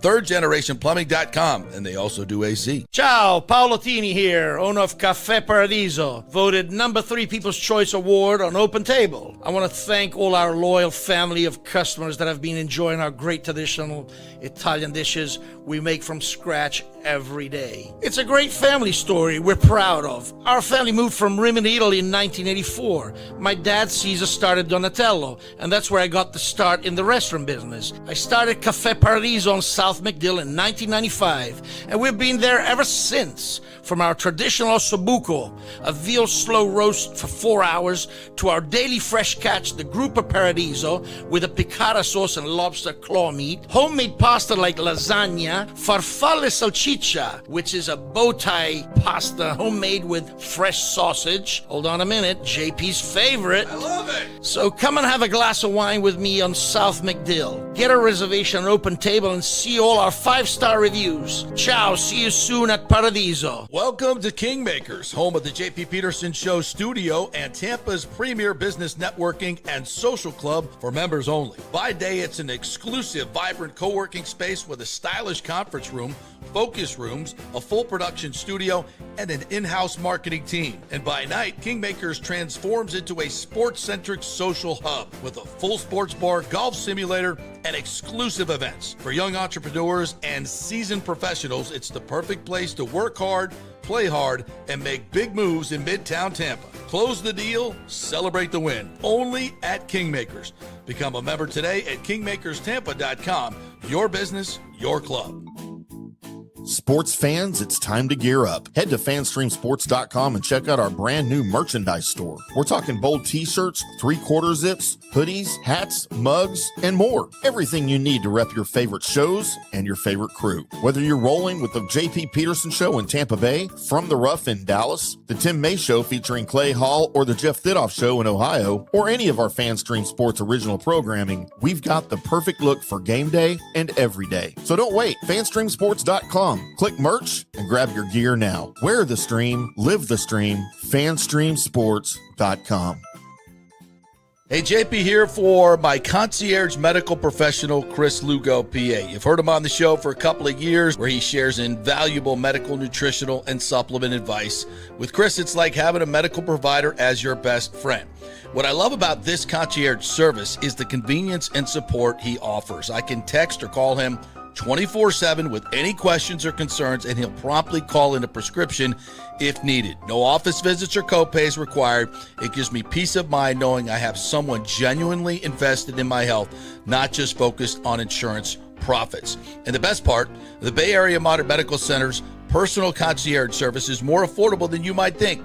Don't let insurance companies dictate your health care. Take control of your health and wellness today. Visit BAMMC.com for more information and to schedule your initial free consultation. Empower yourself and take charge of your personal health with BAMMC.com. They gave us the touchdowns, the tackles, the unforgettable moments. Now the NFL legends are teeing it up for a cause that matters, caring for kids. Join the Tampa Bay NFL Alumni Association annual golf tournament on Monday, March 16th at Carrollwood Country Club. Spend the day golfing alongside former NFL stars who played the game at the highest level. The day includes complimentary breakfast, luncheon, and award ceremony. The winning team will get an expense-paid trip to Tucson, Arizona to compete in the Super Bowl of golf tournaments. Register today at givebutter.com/QLHP3I. That's givebutter.com/QLHP3I. Or call James Ridley at 813-773-5723.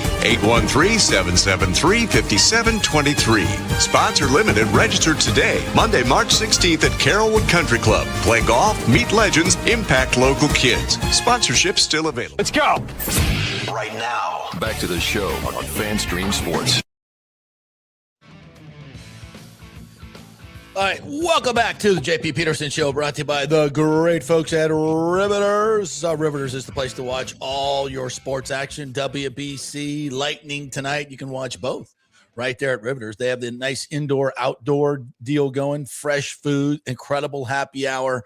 They have drink specials during all Rays games as well, so you can get all lit up watching your favorite baseball team. Love that. It's a great place to hang out for all your sporting events. Riveters, just north of 275 there on Dale Mabry, just south of the stadium, right next to that old spaceship right there. You know where to find it, Riveters. All right, let's talk a little soccer, Tampa Bay Rowdies soccer with our good friend Jeff Attinella, USF Hall of Famer, was on the 2012 Rowdies team that won the championship as the greatest goalie of all time in Rowdies history. That's what I'm saying. What's up, Jeff? How are you, buddy? You know, man, I'll take it. If you're saying it, I'll take that. I appreciate it. It's going well, man. I appreciate you having me on. Yes.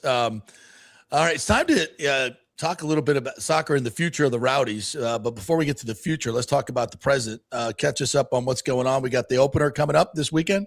Yeah, man. Home opener is coming up on March 21st. So, you know, last weekend we played on the road. The boys did a good job, man. It was rain delayed, I think, for like 2.5 hours. Dumping rain the entire game on the road and ended up getting the 1-0 win. So the season's off to a good start. There's a bunch of new players on the team this year. I think they got 18 new players, 18 new signings. So to see the team come together that way for the first game, especially dealing with all that different stuff going on, it was a good win for the boys. It was a good win for the group. Yeah, and the stadium situation obviously has been in the news. And what a great pitch you guys have over there at St. Pete. I personally think that St. Pete and the Rowdies is a great cultural fit. I think they should be there forever. You know, depending on what happens with a lot of other stuff. The Rays obviously own the Rowdies. So what's going on with that? Are they going to extend into one more year at Al Lang? You know, man, that type of stuff honestly is not my element. I know that the new ownership is obviously like they're ambitious with everything, right? Right. I'm a huge Rays fan. You know that we've talked about that a lot of times on here before. So they're ambitious about everything. So I know that whatever they're going to do, it's going to be ambitious. But you know, I'm like you. I have a soft spot for Al Lang. I love Al Lang Stadium. I think it's one of the most beautiful places to watch a soccer match. And, you know, I know that we're here. And I'm here right now. It's a beautiful spot to come to a game. Yeah. So, you know, there's a bit of a difference too, I think, when you're crossing over the bridge and you get to look at a game that's on the water, right? Fantastic. So it adds a little bit more to the element. So, you know, it's, you know, like I said, it's home and I love it. It's where we were able to win the championship and there's a lot of history here. So if you haven't been able to make it down here yet, you know, this is the season to do it for sure. Yeah, it's been a while since I've been there. I really got to get out this year, and I promise you I will. I love the whole vibe. Red carpet will be rolled out for you, brother. I want to stand, not sit. I want to stand with you guys and what. But also, like that whole area down there, Vinoy Park and you know downtown St. Petersburg. You know, come a couple hours before, walk the streets and the cafes, and you know have a few beers, and then walk over to the game. I mean, it's just such a great atmosphere. Everybody's into it. It's a party, and then you look out, you know, over the water and see the boats and the marinas. I mean, it's just and the weather this time of year is absolutely perfect. I mean, I kind of painted a picture. You can pick it up from there. What it's like inside. Yeah, no, I mean, it's gorgeous. It's honestly one of the reasons that I wanted to take the job was because I felt like not enough people understand how nice it is to watch a game down here. Because you know, I've traveled a lot of places, played at a lot of different venues, and you know, if you're looking to be in an intimate professional sports setting, which I think was something cool last year with the Rays playing at Yankee Stadium, you got to get an experience that was like mind blowing because you're watching a professional sport the way that you had to. And, you know, it's a similar experience here. And as the game continues to grow, I think that there's a lot of people that don't understand just how intimate and how beautiful the setting is to come watch a game and you're close to the action. So, you know, kind of the way that you could hear the pitchers and the catchers and all the people talking on the field last year, you can hear the same stuff going on here as well. So if you're trying to learn the game, it's a good way to learn the game as well. So, you know, this is a place that it's a truly unique place to watch a soccer match. And, you know, with the World Cup coming, everyone's going to be a soccer fan this summer. So you might as well get a jump start on it. That's a good point. Yeah. And we all get fired up for that. So any thoughts on that, Team USA? I know you follow it closely. Yeah, I think this year, I mean, it's hard. It's a little bit hard to get a read on it because, you know, with the new coach coming in, he doesn't really follow the script the same way that U.S. Soccer follows it, which I love because he's more of I want players that are going to fit my system, not necessarily players that have been developed through the system. So I think it'll be interesting to see who he ultimately decides are those players that fit the way that he wants the team to play headed into the World Cup. Because I don't think that we've seen that yet, because they didn't have to do the World Cup qualifiers, it kind of like left it there's a little bit of a gray area of not really sure who's going to be the group. You haven't really seen the group under the head coach playing these meaningful games like that yet. So I think it'll be interesting. I'm optimistic. I think that they got a good draw out of group play. So I'm optimistic that they'll get it out of group play. And then, after that, as everybody knows, once you get in the knockout stages, anything can happen. So it's a big one for the U.S. though. I mean, hosting it, this is the World Cup that they've been gearing up for with U.S. soccer for a long time. So it's a really important one for the game here. Well, it's kind of weird. You say, they've been gearing up for a long time and now there's so much uncertainty. It's like, what was the plan? Did we put it together a little late here, knowing it was coming for 12 years? I know. Well, it's interesting because there were so many building blocks that were put in place up to this World Cup. Right. And then because it didn't go so well leading into it. Right. I was kind of like, well, hopefully the players across the board were developed the right way and ready for this moment.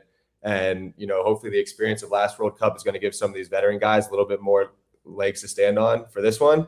But I think you're going to see a mix of players that not a lot of people are expecting to see that also need to step up. And, hopefully they were developed the right way throughout this process. That's so interesting. We haven't got into it yet, but we will at a little bit later time. And I'm interested to see who's going to play as well. So let's talk about some of the players for the Rowdies. I know you got a lot of new guys. What can you tell us about some of the guys up front? Yeah, so we signed some big players this year, honestly. So like we said, we know that the team needed some turnover, and we went out and signed a player. His name's MD Myers, forward. He's a big-time goal scorer in this league. He has been for a long time. Evan Conway, a big-time goal scorer in this league. And then, you go through the back line as well. We've signed a bunch of guys that have a lot of experience, some guys that have won championships, pretty much up and down the roster. And then there's a good mix. We also have a young player, Rodriguez, who he comes from the system in Tampa. So, there's a good mix of players that have youth experience, but then there's also a good mix of players that, have won in this league before, which I think is something that the team really needed. And then, a cool storyline that could be followed. He's actually going to go with Jamaica as they're trying to make the World Cup. Jamaica is still one of those playoff teams. Is the goalie that we signed, Jamali Waite. He's the backup for Jamaica. So if Jamaica is able to make the World Cup, if everything goes as planned, he'll be at the World Cup with Jamaica. So they still have to go through the playoff rounds, but just a fun thing to keep an eye on for, everybody loves, when Lightning players go to the Olympics, it's awesome. So if the Rowdies were able to have a player that was going to the World Cup, how cool would that be as well? That would be fantastic. Absolutely. All right. So you got the Pittsburgh Riverhounds coming in next, Saturday? Yes, sir. Next Saturday. Okay. Tell me, and they won the league last year?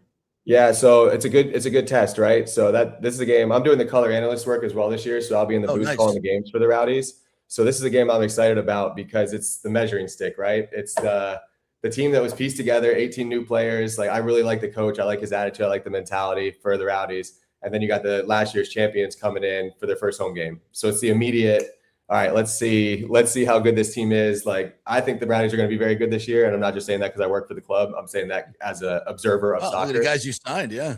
Yeah, so I'm looking at it from a perspective of who could actually win a championship this year. And then, the first home test, which hopefully is going to be the most rocking crowd we have. And then we can keep that going. The first home test is against the team that won it last year. So for me, it's exciting to see that measuring stick very early in the season. And, I'm happy that we're going to be coming off of a bye because it gives us a little bit more time to get prepared on our end. But we're coming off a bye, coming off a big win on the road. And then the first thing they get is against a returning champion. So it's a perfect measuring stick to see how it's going to be this year. All right, so if I've never been to a Rowdies game, give me the whole rundown. How do I get tickets? How much do they cost? Where should I sit? How early should I get there? Where do I park? Give me the whole thing. Because we have a lot of people here. They're like, you know what? This sounds kind of fun. And if not this game, another game. There's a lot going on, obviously, in the spring. So give us the rundown. Yeah, rowdysoccer.com. That's where you're going to grab your tickets. You can sit anywhere in the upper stands for as little as 10, all the way up to the middle stands where it gets a little bit around $30 or so. Gosh, that's nothing these days. So that's the main thing about it too. It's a good price to go see a sporting event, and then the concessions are I can't indulge in the concessions, but when I used to come as a fan, the concessions aren't that expensive either. So it's a good price. Personally, I would sit in the midfield seats on the green bleachers because you're a little bit closer to the bench. There's a little bit more action. But if you want to sit in the bleachers, back where Al Lang is, it's a little bit more chill up there. And then of course, if you want to get really into the mix, it's behind the goal where we have a couple different supporters groups. I'm not actually sure how to get tickets to those. I think those might be through the supporters groups. Okay. But if you can sit back and get a view of it, and you feel like you want to join one of those supporters groups, I know that they're always taking members as well. How many does it seat? for Rowdy? 5,000? 6,500. 6,500. That's a good crowd. Yeah, and it should fun. be packed When it gets going, it's fun. It's a really fun crowd when that place is packed. Yeah, and there's parking garages all around. So I like I said, get there early, enjoy the day, or even after the game. It's such an awesome environment. Looking forward to doing that a couple times this year. So it's gonna be fun. Anything else we need to know? No, man, just, if you're into soccer, if your kids are into soccer, I'm trying to, that's part of it, man. That's part of the reason why I took this job as well, is so many parents are always asking me all the time, because I'm the token soccer guy at my kid's school. Right. What do I need to know about soccer? So just tune in. We just started a podcast as well that we're having fun with. So that's part of what I've taken on this year. So cool. Where's that? Promote that. Yeah, that'll be up on our YouTube channel, for the Rowdies YouTube channel. It'll be on Spotify. It's just Tampa Bay Rowdies podcast. It'll be on Spotify, all the places that you get those. And, we're doing more stuff on social media as well, trying to get more people tuned into what's going on. So those are the places you can find it. And if you want to know more about it, tune into those things. And then, of course, we'd love to see you down at Al Lang, especially if you're thinking about getting involved in soccer a little bit, because it's the perfect space for it. Yeah, and I say this all the time, even if you're not a soccer fan, as we just explained, it's a great day, and you don't have to know a whole lot about the game. The atmosphere is just fun. It's just fun. So, hey, let's do something different. And you're not have to spend $100 for tickets for the two of you. It's very affordable, and it's a really, really super fun day and a great atmosphere. So I highly recommend it for everyone to try at least a couple times this year and go support this team. I do find it interesting, though, because it sounds like the Rays, who obviously owned you guys, said, yeah, let's go out and sign some guys and spend some money. They did that. Like I said, we have ambitious owners. You're watching it. You're watching it on the Rays side of things, right? So that's pretty cool. It's cool, man. It's been a nice burst of energy. It's been fun. I think that there's a lot of people that are excited about it. Not only, like I said, I'm pumped as a Rays fan about everything going on. Yeah. But then, you just hear the conversations that are happening, and just understanding that the ownership group is a very foot on the gas type of ownership group. It's exciting. It's fun. And I think it's going to inject a lot of energy into the area. That's a good sign. It's a good sign for everybody. Jeff, great stuff. Tell everybody how they can get your social media and your content and everything. Yeah. So just Jeff Attinella, Jeff_Attinella1 on Instagram and on X. And then, most of my stuff is over on Instagram, but we're doing a lot of fun stuff, with the Rowdies. And, so if you want to follow the Rowdies along as well, then, you'll see a lot of our stuff there as well. All right. Great stuff, Jeff. Thanks, buddy. Appreciate it. I appreciate it, JP. Thanks, man. All right, see you. Yeah, it's one of those things. It's what makes Tampa Bay great. We have so many cool things you can do, especially in the springtime. And, downtown St. Pete and the Rowdies is definitely part of that. Really, yeah. Really and you know what? And of course, everybody knows I'm a little hard on soccer from time to time, but there is nothing more fun and enjoyable, especially as a family. Especially if you've got a couple of young kids, 3, 4 young kids that you can take to, because to me, I liken it to minor league baseball. I absolutely love minor league baseball. It's the similar crowd size, around 5,000 to 7,000 per stadium. It's an intimate venue in most cases, and it's cheap, man. It is economical to take your family to, and it's a fun afternoon or a fun evening, and you can't beat it, especially with a local team like that, man. It's just fun. Yeah, it looks like they're going to be exciting too and scoring goals. Yeah. I'm down with that. All right, let's get back to some of the thoughtful sarcasm and ripping of the Buccaneers here. All right, this is from Alejandro. Oh, first, let me do this one. Joseph Abreu said, will those ROI numbers be made public? Will it be a leak from the county commission or something? Oh, no, these will be public. We will make them public. Yeah. If they're not, we will request them. So yes, it'll be public. And as these numbers were, and we brought them right to you, we broke that news the night of. So, and I understand the skepticism. I totally get that. I'm skeptical as well. I'm not sitting here just taking everything these guys are feeding me. I'm looking at it with a very critical eye. And there will be some moments in this where maybe we don't agree on certain things that are best for the community. But I think when what's great about this group is they listen. The other group never listened. They just did everything their own way. Alejandro said, JP, if both commissions and the numbers are correct and proven to be beyond the money, when is a realistic time the shovels may go into the ground? Could shovels go into the ground by All-Star break or June? Listen, I don't I don't, that's a little ambitious because, right now you hear Ken talking about we're value engineering this. So what that tells me is the plans may change. And when you're talking about a size of a building like this, you don't just, even with AI and Chat GPT, give me some blueprints for this stadium. It doesn't work that way. We still need humans to do this. So and I think you can hear in Ken's voice that 29 it's always been ambitious. And it's not a make or break for this deal, by the way. It's if it has to push the 30, it'll push the 30. And that's fine. Now, I think they'd like 29 because of the national championship and being able to take advantage of the game and the exposure for that.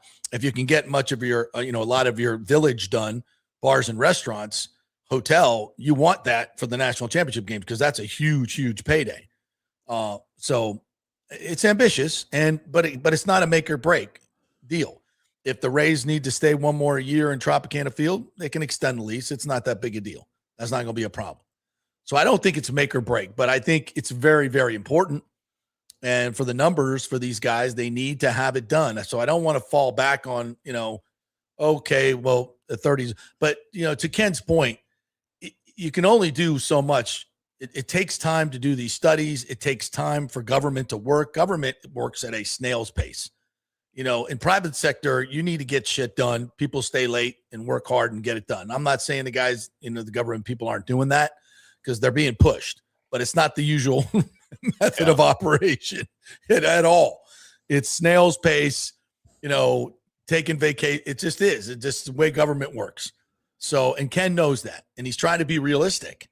So, he'll push as fast as he can. But again, when you're talking about a deal this big, you can't just force it through and say, well, hey, we got to get this done. Don't bother reading. It's not like Congress where they put the bill out right before they vote for it and nobody reads it because, it's not like these people actually have to read these things and digest them and understand them. And that's what this process is going to be. Now, when we get the numbers, if they look good, we're going to tout them. And if they don't, we're going to say, we need to work on this. These things need to be better. We got to figure it out. We got to value engineer, or the Rays got to come up with more money.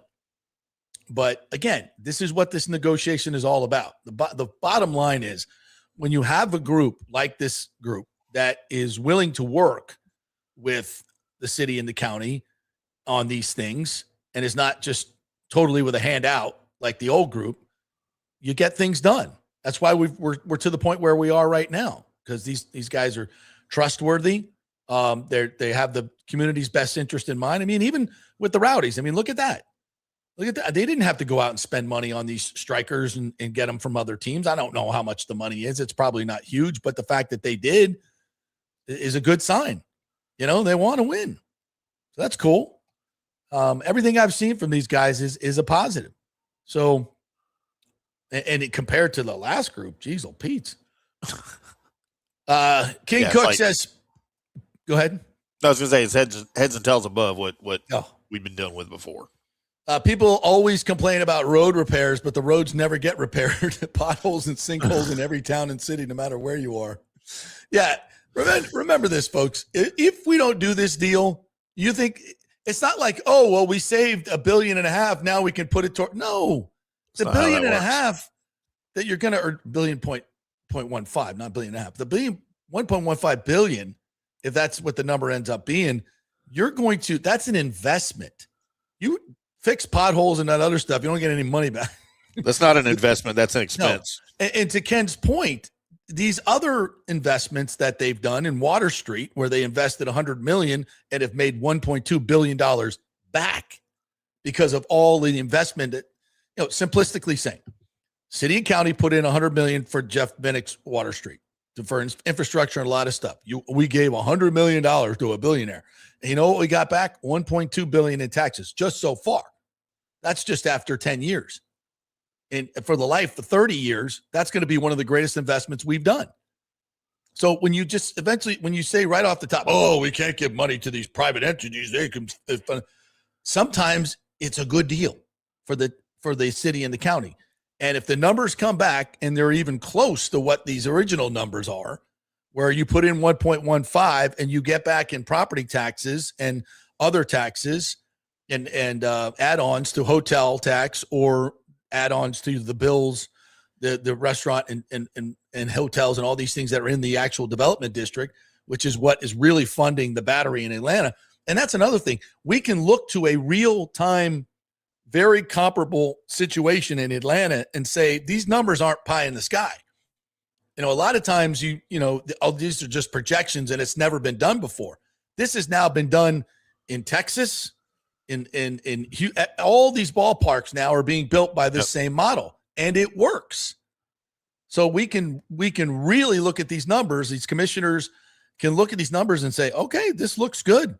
We're going to get. There's a reason other cities keep copying it.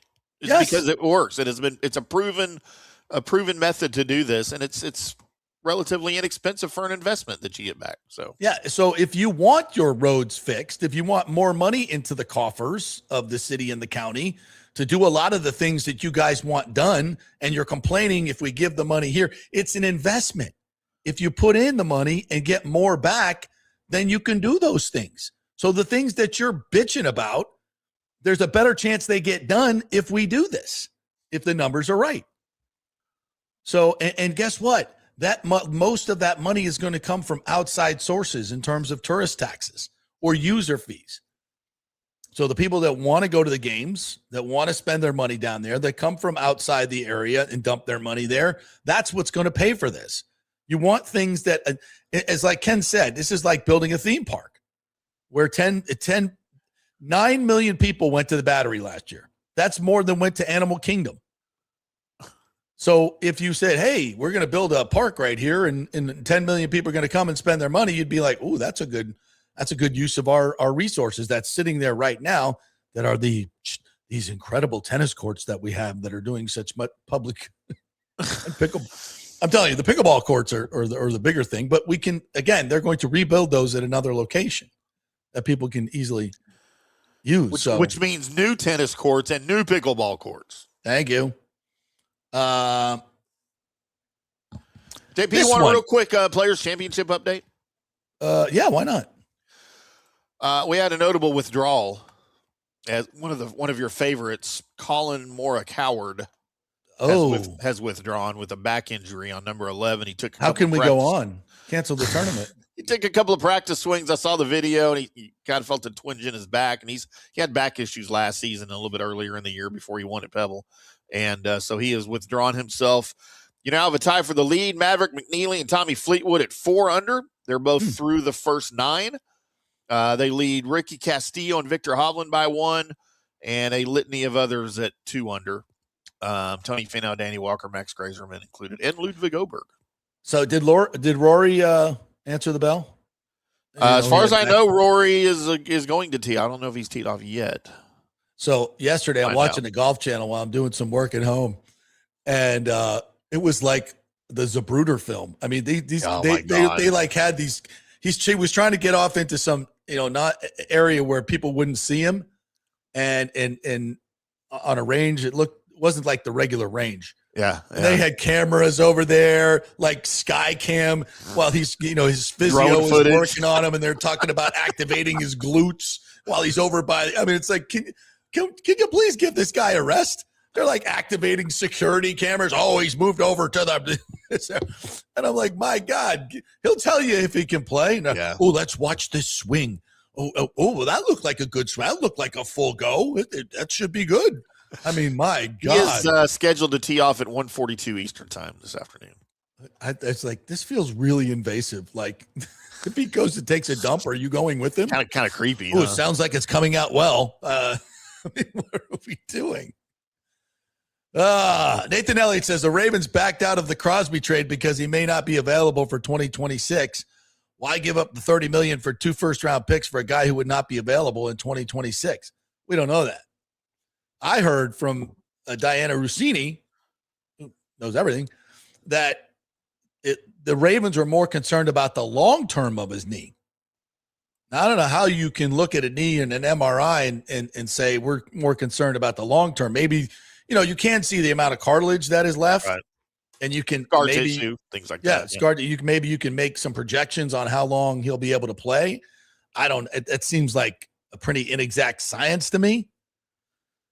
But I do get it. I mean, the Raiders were willing to trade him, and the Ravens, when they looked under the hood, weren't willing to do the trade. So there's something there. I know a lot of people think that the Ravens just backed out because, Trey Hendrickson's price may have gone down, and that may be true. But what also might be true is he's damaged goods. And, of course, Spytek being the Raiders GM, if Jason Light was interested, and we don't know this, but Spytek may have said, hey, buddy, love you. Wink, wink. You don't want to make this deal. I'm not – obviously he works for the Raiders now. I don't know. I mean, if I were Spytek and I knew that and I'd work with this guy as closely as I have, and he's like one of my best friends in the world, I would do that. I got 30 other teams I can deal with in sucker, which he almost did evidently to the Ravens. So we don't know. And by the way, when we talk about things like adding Matt Cross, I don't have, and we readily admit this, we don't have the information that Jason Light has. Yeah. And we don't have the information that we don't know what the Ravens backed out, or if they saw something they don't like. So it's, and you can get all the medicals you want, but until your doctors go in there and do their own investigation, you don't know. So yeah, I'll readily admit that all my bitching and moaning about Max Crosby may be in terms of what Jason Light may listen to and go, dude, you don't know what I know. Shut the F up. And well, we're not privy to the phone calls that he's had. We don't Right. know if he's made calls about some of these guys and it just didn't pan out. I don't mean to besmirch Spytek in any way. I'm not, but I'd just say if it were me and I'd worked so closely with a guy for that long and I knew that there was something dicey about Max Crosby, even though I am, quote, hurting my team. Yeah, I would if that's just being a human being, yeah. So maybe we dodged the bullet. I am more than willing to say I was wrong, and Jason Light knows hell of a lot more than I do, because he does. Yeah. He's privy to way more information than we are. Let's keep that in mind. But the fact that he made no moves at edge rusher, now that I can bitch about. So, all right, here's interesting. Mitchell says, Ken's tone sounded less optimistic than previous interviews. Hope everything works out. Sergio says, agree. Ken sounded concerned. There was another one in here said, rightfully so, that Ken always said that they weren't going to do upfront money and couldn't do upfront money, and now they are. Okay, let me address this. I think, and they're excellent questions as well. One of the reasons you didn't want to do upfront money was because who you're dealing with, and Stu Sternberg. And they knew that he was dishonest, and they knew that you couldn't trust him. And so you needed assurances. If you're going to do upfront money, you got to have assurances that you're not going to be exposed in the long run. And he's not going to just take the money and run like what happened in Miami. So I think there's a huge dynamic difference here about who you're dealing with.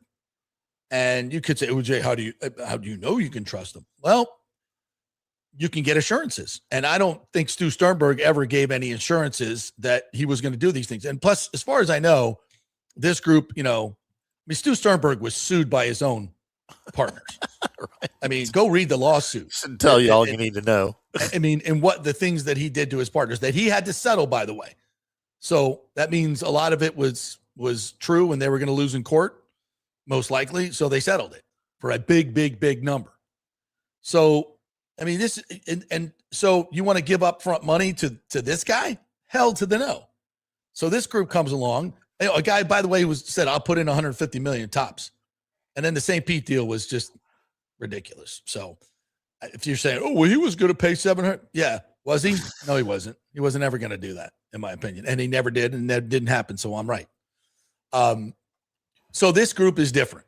And if you can get assurances in writing that they're going to make certain investments and they're going to do certain things that they're contractually obligated to do, and everybody agrees on it, then yeah, you can bond the money and put it up front because it's a good investment. And municipalities do this all the time for projects, not to this scale, but they do it all the time. It's the same process. So And there's going to, and over 30 years, when you create 8 million square feet in a highly desirable real estate market that Tampa Bay is, there's another article here today about luxury condos are hot and they can't build enough of them in Tampa Bay. That's true. You build 2 luxury condo towers on that plot of land, it's a shiz ton of money that you're going to hopefully put back into the team that are going to produce property taxes that are not currently being produced, and you get your money back. It's pretty simple, really. You know, it's complicated, but even I can handle that type of right X's and O's and numbers. All right, let's do one more quick break, and then we'll come back on the other side and get to all of these comments, a little WBC talk, and some news concerning one of our favorite people on the planet, Tony Dungy, that we will get your way. So quick break. He's fine. Health is fine. Don't worry about it. You're fired. Oh, you ruined it. You ruined it. Everybody knows by now. That happened months ago. Yeah, well, it was weeks ago. Announced that. Anyway, we'll talk about that. We'll talk about much more coming back your way. Brought to you by the great folks at Third Generation Plumbing and AC. They do that. ThirdGenerationPlumbing.com is how you get in touch with them on the website. They work with American Standard Heating and Cooling to bring you the best and efficient units. So if you need a new unit, that's the place to go. They got specials going on right now.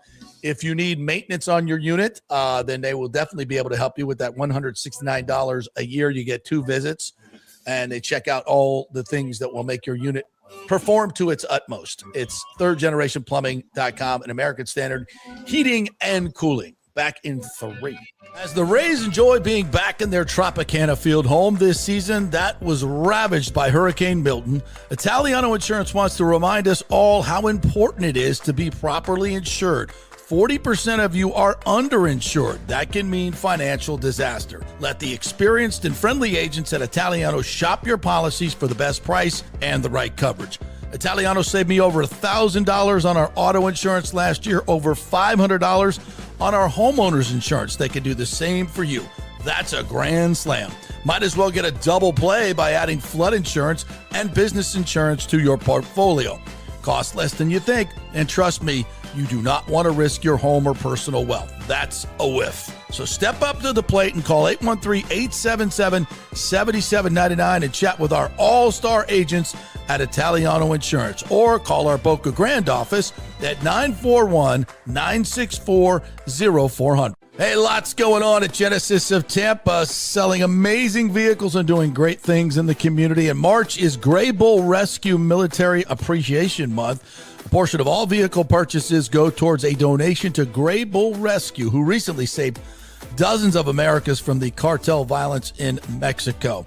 A great organization. St. Patrick's Day is coming up. Wear green, buy green, save green. Wear green to Genesis of Tampa on St. Patrick's Day, March 17th, for $500 off any vehicle in stock. Buy anything green, that's green in color, cars, SUVs, you get $1,000 off. Also, buy a vehicle between March 14th and 17th, and you'll be entered to win a trip to Ireland on us. How about that? Of course, Genesis vehicles are the best in class for value, technology, luxury. And there's a National Genesis Signature event going on currently to get 1.9% financing. Limitations apply. Whether it's the G70, G80, 90 sedans, or the incredible SUV lineup, take a test drive and see what everyone is talking about. It's special. Genesis of Tampa, 801 East Bears Avenue. Tell them JP sent you.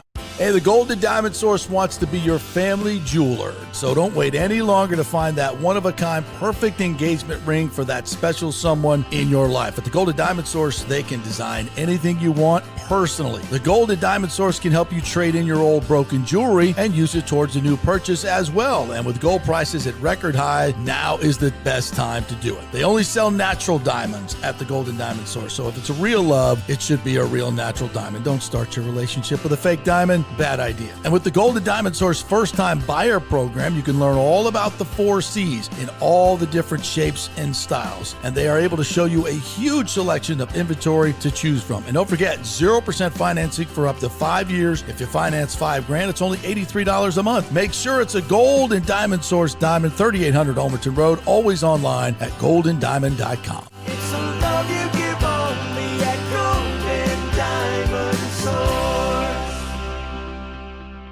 JP here for Riveters, our new official sports bar and grill of the JP Peterson Show. And just like our show, no BS, no corporate chain feel, just amazing, authentic folks serving great comfort food in a casual atmosphere at unheard of prices. Riveters is located just south of Raymond James and Steinbrenner Field on Dale Mabry, walking distance to the park, so free parking, great place for pregame and postgame. Let's talk about fresh food. Nothing is frozen. Burgers, wings, prime rib, roasted fresh daily, never frozen. That makes a huge difference. The mahi, the salmon, also super fresh. All our sauces are original recipes made in-house. Our Warhawk chili and fully loaded potato soup is made fresh in-house. It's the best food anywhere, served by people who actually care. Riveters on Dale Mabry, just north of 275, just south of where the Bucks and Rays play. We'll see you there. Sunshine State, where the storms roll in. Gotta keep your roof strong and never give in. From hurricane winds to that summer heat, pitch roofing's here and they're hard to beat. From shingles to metal, they got the skill, fixing up your home with a builder's thrill. When your roof's in trouble and you don't know who to call, just remember Pitch Roofing, they'll cover it all. Pitch Roofing, roofing done right, keeping you safe day and night. In the Florida sunshine or stormy skies, Pitch Roofing, roofing done right. Let's go. Right now, back to the show on FanStream Sports.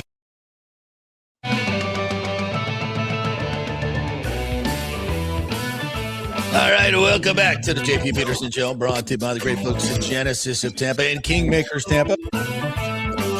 This beautiful studio that we have right here. Maybe I'll give you the two-shot. Probably screw everything up trying to do it. There it is. Don't break it. Yeah, right. You can take it from there, Bubbles. Yeah, you see the back of my head. This is my best angle, by the way. For sure. Face made for radio. So in King, we got this sports bar out there. We got the freaking golf center, it's simulator. It's a pretty cool place. Go to kingmakerstampa.com, check it out, and come join us over here. All right, back to these wonderful questions. The tennis center. Thomas Casper says no one uses those 3 tennis courts. At times is pathetic. By the way, I just read the article, the full article. I only skimmed it the first time, and I forgot to see this, and Ken Babby pointed it out to me. In the article, it literally says, we're committed to rebuilding these courts at Al Lopez Park, which is like half a mile away, so making it better. So why the headline? Here's the question. Could a Rays stadium mean game, set, match for Tampa Tennis Center? Hillsborough County's Dale Mabry campus hosts one of the busiest tennis centers. A stadium deal could change that. Could change. Yeah. So here's the big hype headline that's probably most everybody's just going to read. Oh, the Rays are displacing the tennis.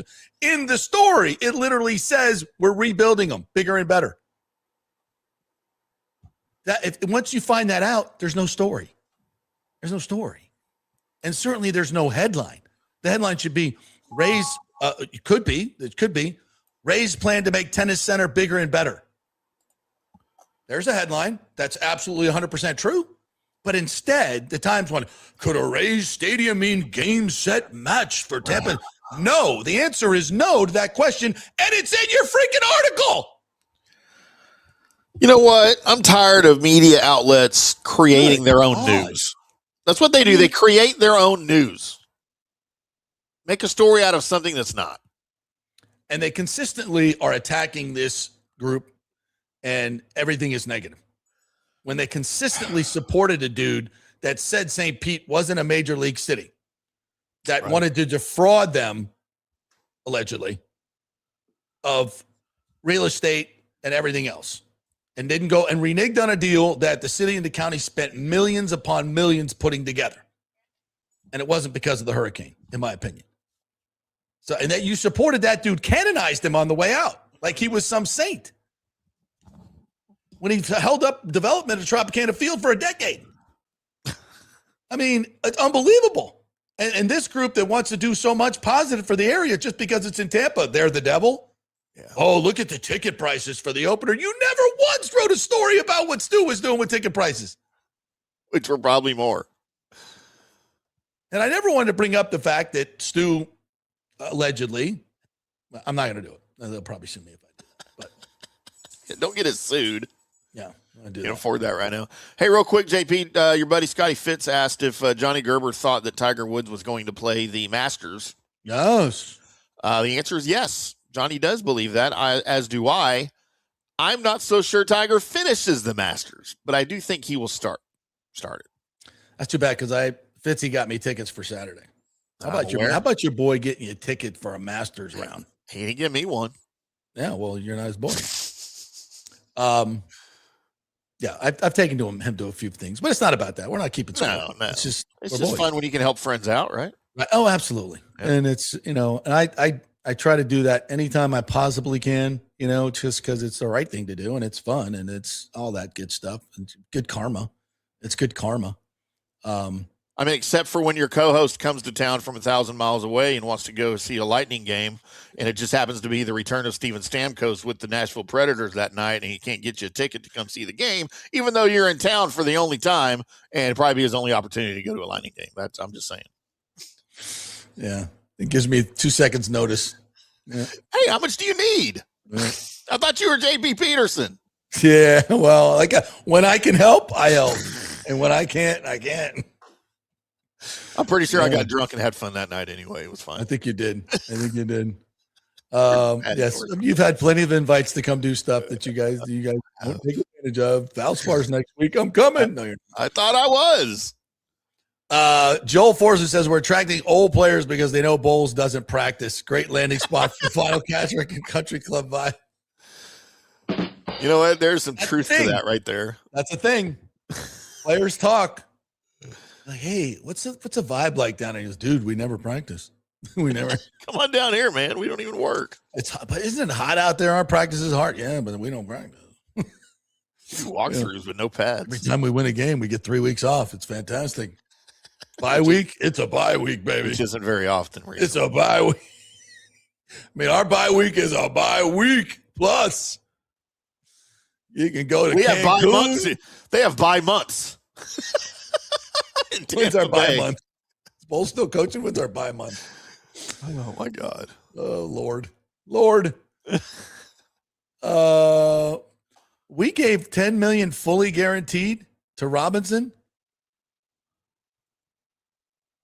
Wow. Joel says Hall will be good in Houston, real DC and real head coach out there. We'll see. It'll be interesting. I believe you're right. King Cook. That is correct, by the way. $10 million fully guaranteed. To a 31-year-old tackle who's been injured, and you get rid of a younger guy who got $7 a year? He's coming off his 2 best seasons as a pro. Okay. I mean, is that 8 sacks in the last couple of years? Okay. It's something. Hey, we're doing something, spending some money. So, new faces. Yeah, I guess that's good. Glazers don't want to make another Revis mistake. They signed Revis to a big contract for him to come heal and return and finish his career with the Jets. Crosby gets paid to get healthy. First of all, Revis and Max Crosby are 2 totally different players. 2 totally different players, outlooks, all that stuff. So, yeah, that Revis deal was a disaster, an absolute disaster. We gave away a first-round pick for a guy that was injured. Joel Forson says, no offense, but is free agency that great? I saw somewhere that Dean was the number 8 top free agent. I mean, come on. Teams don't let elite guys leave. They re-sign or tag. Jamel Dean was an interesting kind of cat. He was athletic and long, fast, could cover, but couldn't catch, except in his contract year, shockingly enough. Right. But he was also, and I loved him. He was a great dude. He would come to the Mike Allstott thing, and we have fun, and he DJ, and he's a really good dude. But he wasn't an intense guy. He wasn't physical. He just didn't see. It seemed like he was just happy being an NFL player and getting paid and having fun. Yeah. He wasn't like all out about winning, and I think he could take it or leave it. So. I shouldn't say it that way because I really like the guy. He's a really nice guy, but I want guys that are a little bit more serious about winning. that fair? Yeah. So, and I think the Bucs did too. When you're going to pay that much, you want the extra stuff, not just the good player who can run and cover guys. You want the extra stuff. What else we got here? Hawkster7. Welcome in. Says free agency isn't a way to build, but you can fill needs and upgrade positions. They flat out ignored the biggest need. Yeah. I mean, it's really quite remarkable. And we're not just talking about Hendrickson and there were so many of these guys that moved. Did the Panthers overpay for Jalen Phillips? I don't know. I've read some things that really feel like this guy, the reason he hasn't been productive was the 2 years he was hurt. And last year when he went to Philly, he kicked ass. And that's why the Panthers saw that and said, he can do that in our defense. And he's younger, much younger, and less miles on him because of those kind of 2 years that he missed. So if you really feel like he's healthy and recovered, and that, it's a good looking player. We'll see what kind of damage he does to the Bucs. Was he worth it or not? We'll see. But I think adding Jalen Phillips and Devin Lloyd is exactly what the Bucs should have done, in my opinion. Added a experienced edge rusher and a really good inside linebacker. So we'll get a firsthand look who was right and who was wrong. But as I sit here right now, I'd rather be that team than our team. I'd rather have those two guys than Anzalone and nothing on the edge. Yeah, well, it costs money. Yeah, well, guess what? That's why you have $300 million salary cap. And one team is being aggressive and the other team is not. And that's us.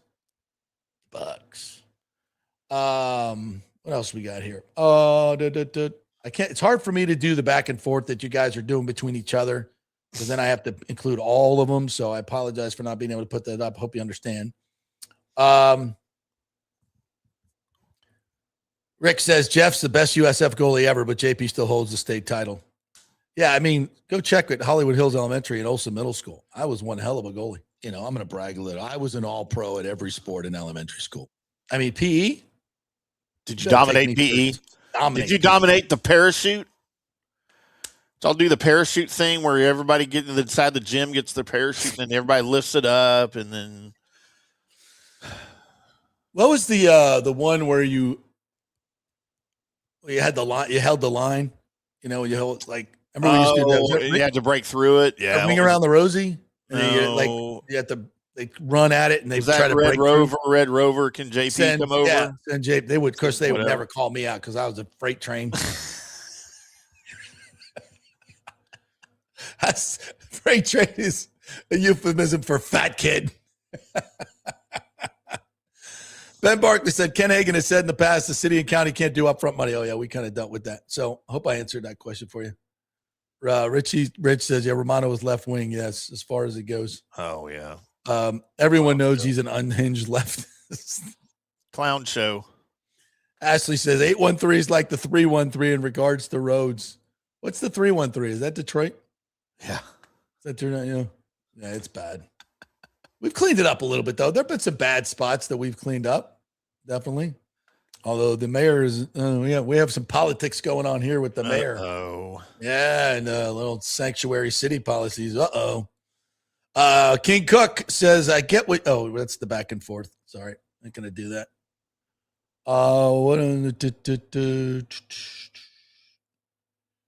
What else we got here? Do we need to have a Discord for the JP Peterson Show so you guys can all chat with each other all the time? Yeah, what is Discord? I don't know what that is, but my kids talk about it all the time. And I've actually had people say, man, you guys need to get a Discord for the network for FanStream. I'm like, if I knew what that was, I might do it. But right now, I don't know what the hell it is. You know what we need? I was talking about somebody about this the other day. We need more young interns. We got to fill up the intern bucket. Then I could just turn to them and ask, and they'd know. Yeah, hey, here's the quote of the day. Joel wins. Is it too late to back out of making Bowles the head coach? Yeah, what's the statute of limitations on that? Can we get some new medicals on Todd? Too many milk and cookies here. Todd has failed his coaching medical, so we will be moving on. Or that's the equivalent of a mental health exam. That's mean. That is mean. He's my blood relative. I can say that. I apologize. Alejandro says Disney talk. I like JP. And speaking of Disney talk, is Ken Hagan want to broaden the Rays footprint to not only Tampa Bay, but maybe since they are the Rays fans in Orlando, why not Wide World of Sports spring training? I think that's a great idea. Port Charlotte's doing nothing for you in terms of bringing in fans as a spring training host site. If you were at Disney, first of all, you're closer, number one. Number two, you have all these international visitors that come, and you regale that in Rays stuff, and you have a Rays minor league team playing there. So you got your branding going on, all these kids that come in for all these tournaments at Wild World of Sports, and then just, going to spring training at Disney would be so much better than Port Charlotte because there's shit to do around it. There's a little something. What a toilet Port Charlotte is. Yeah. I mean, trust me, they got the land cheap. Well, there's swamp in Port Charlotte. This will do. Let's build here. Yeah. I think that would be great. I think it's a great idea. All right. What else? Anything else we need to get to here as we come to the end of another historic day? Yeah, Michael LaRue, haven't had you on yet. Said Glazers would rather re-sign their own. You get a hometown discount, and it doesn't require as much cash up front and signing bonuses. Yep. Free agents require more cash up front, and you often have to overpay a bit. Here's one more. Damn it, JP. The first the skateboard community is ignored. Now the ball boys and girls will be put out waiting for new courts. Oh, the humanity. I know, Rick. The next article is going to be about some chipmunk that lives on campus, that all the wildlife that's going to be displaced by the new stadium. Poor, they can't speak for themselves. Somebody has to speak for them and be their mouth, be their voice. Okay, I'm not going to read that one. Okay, we're good. Thank you guys for jumping in here as usual. Big numbers again today. I can see in the upper left corner there. Thank you guys for all coming in. Love you. If you missed the Ken Hagan interview, I think we broke some news on that as well. All kinds of news in terms of the financing. So there he is. There he is. Oh, cutie. We're on the air, Tolo. What's up, Tolo? Yeah, what's up? Daddy's got some food in that beard. There's lunch. My breakfast. There's lunch. Thank you guys for joining us. If you missed any of the Ken Hagan interview or the Brian Bradley interview or the Jeff Attinella interview, go check it out all on our podcast. You can always listen to the podcast. Go subscribe on Spotify and or Apple, and you can listen to it anytime you like. Have a great day, everybody. We'll see you tomorrow. Rondé Barber tomorrow will be joining us. See you then.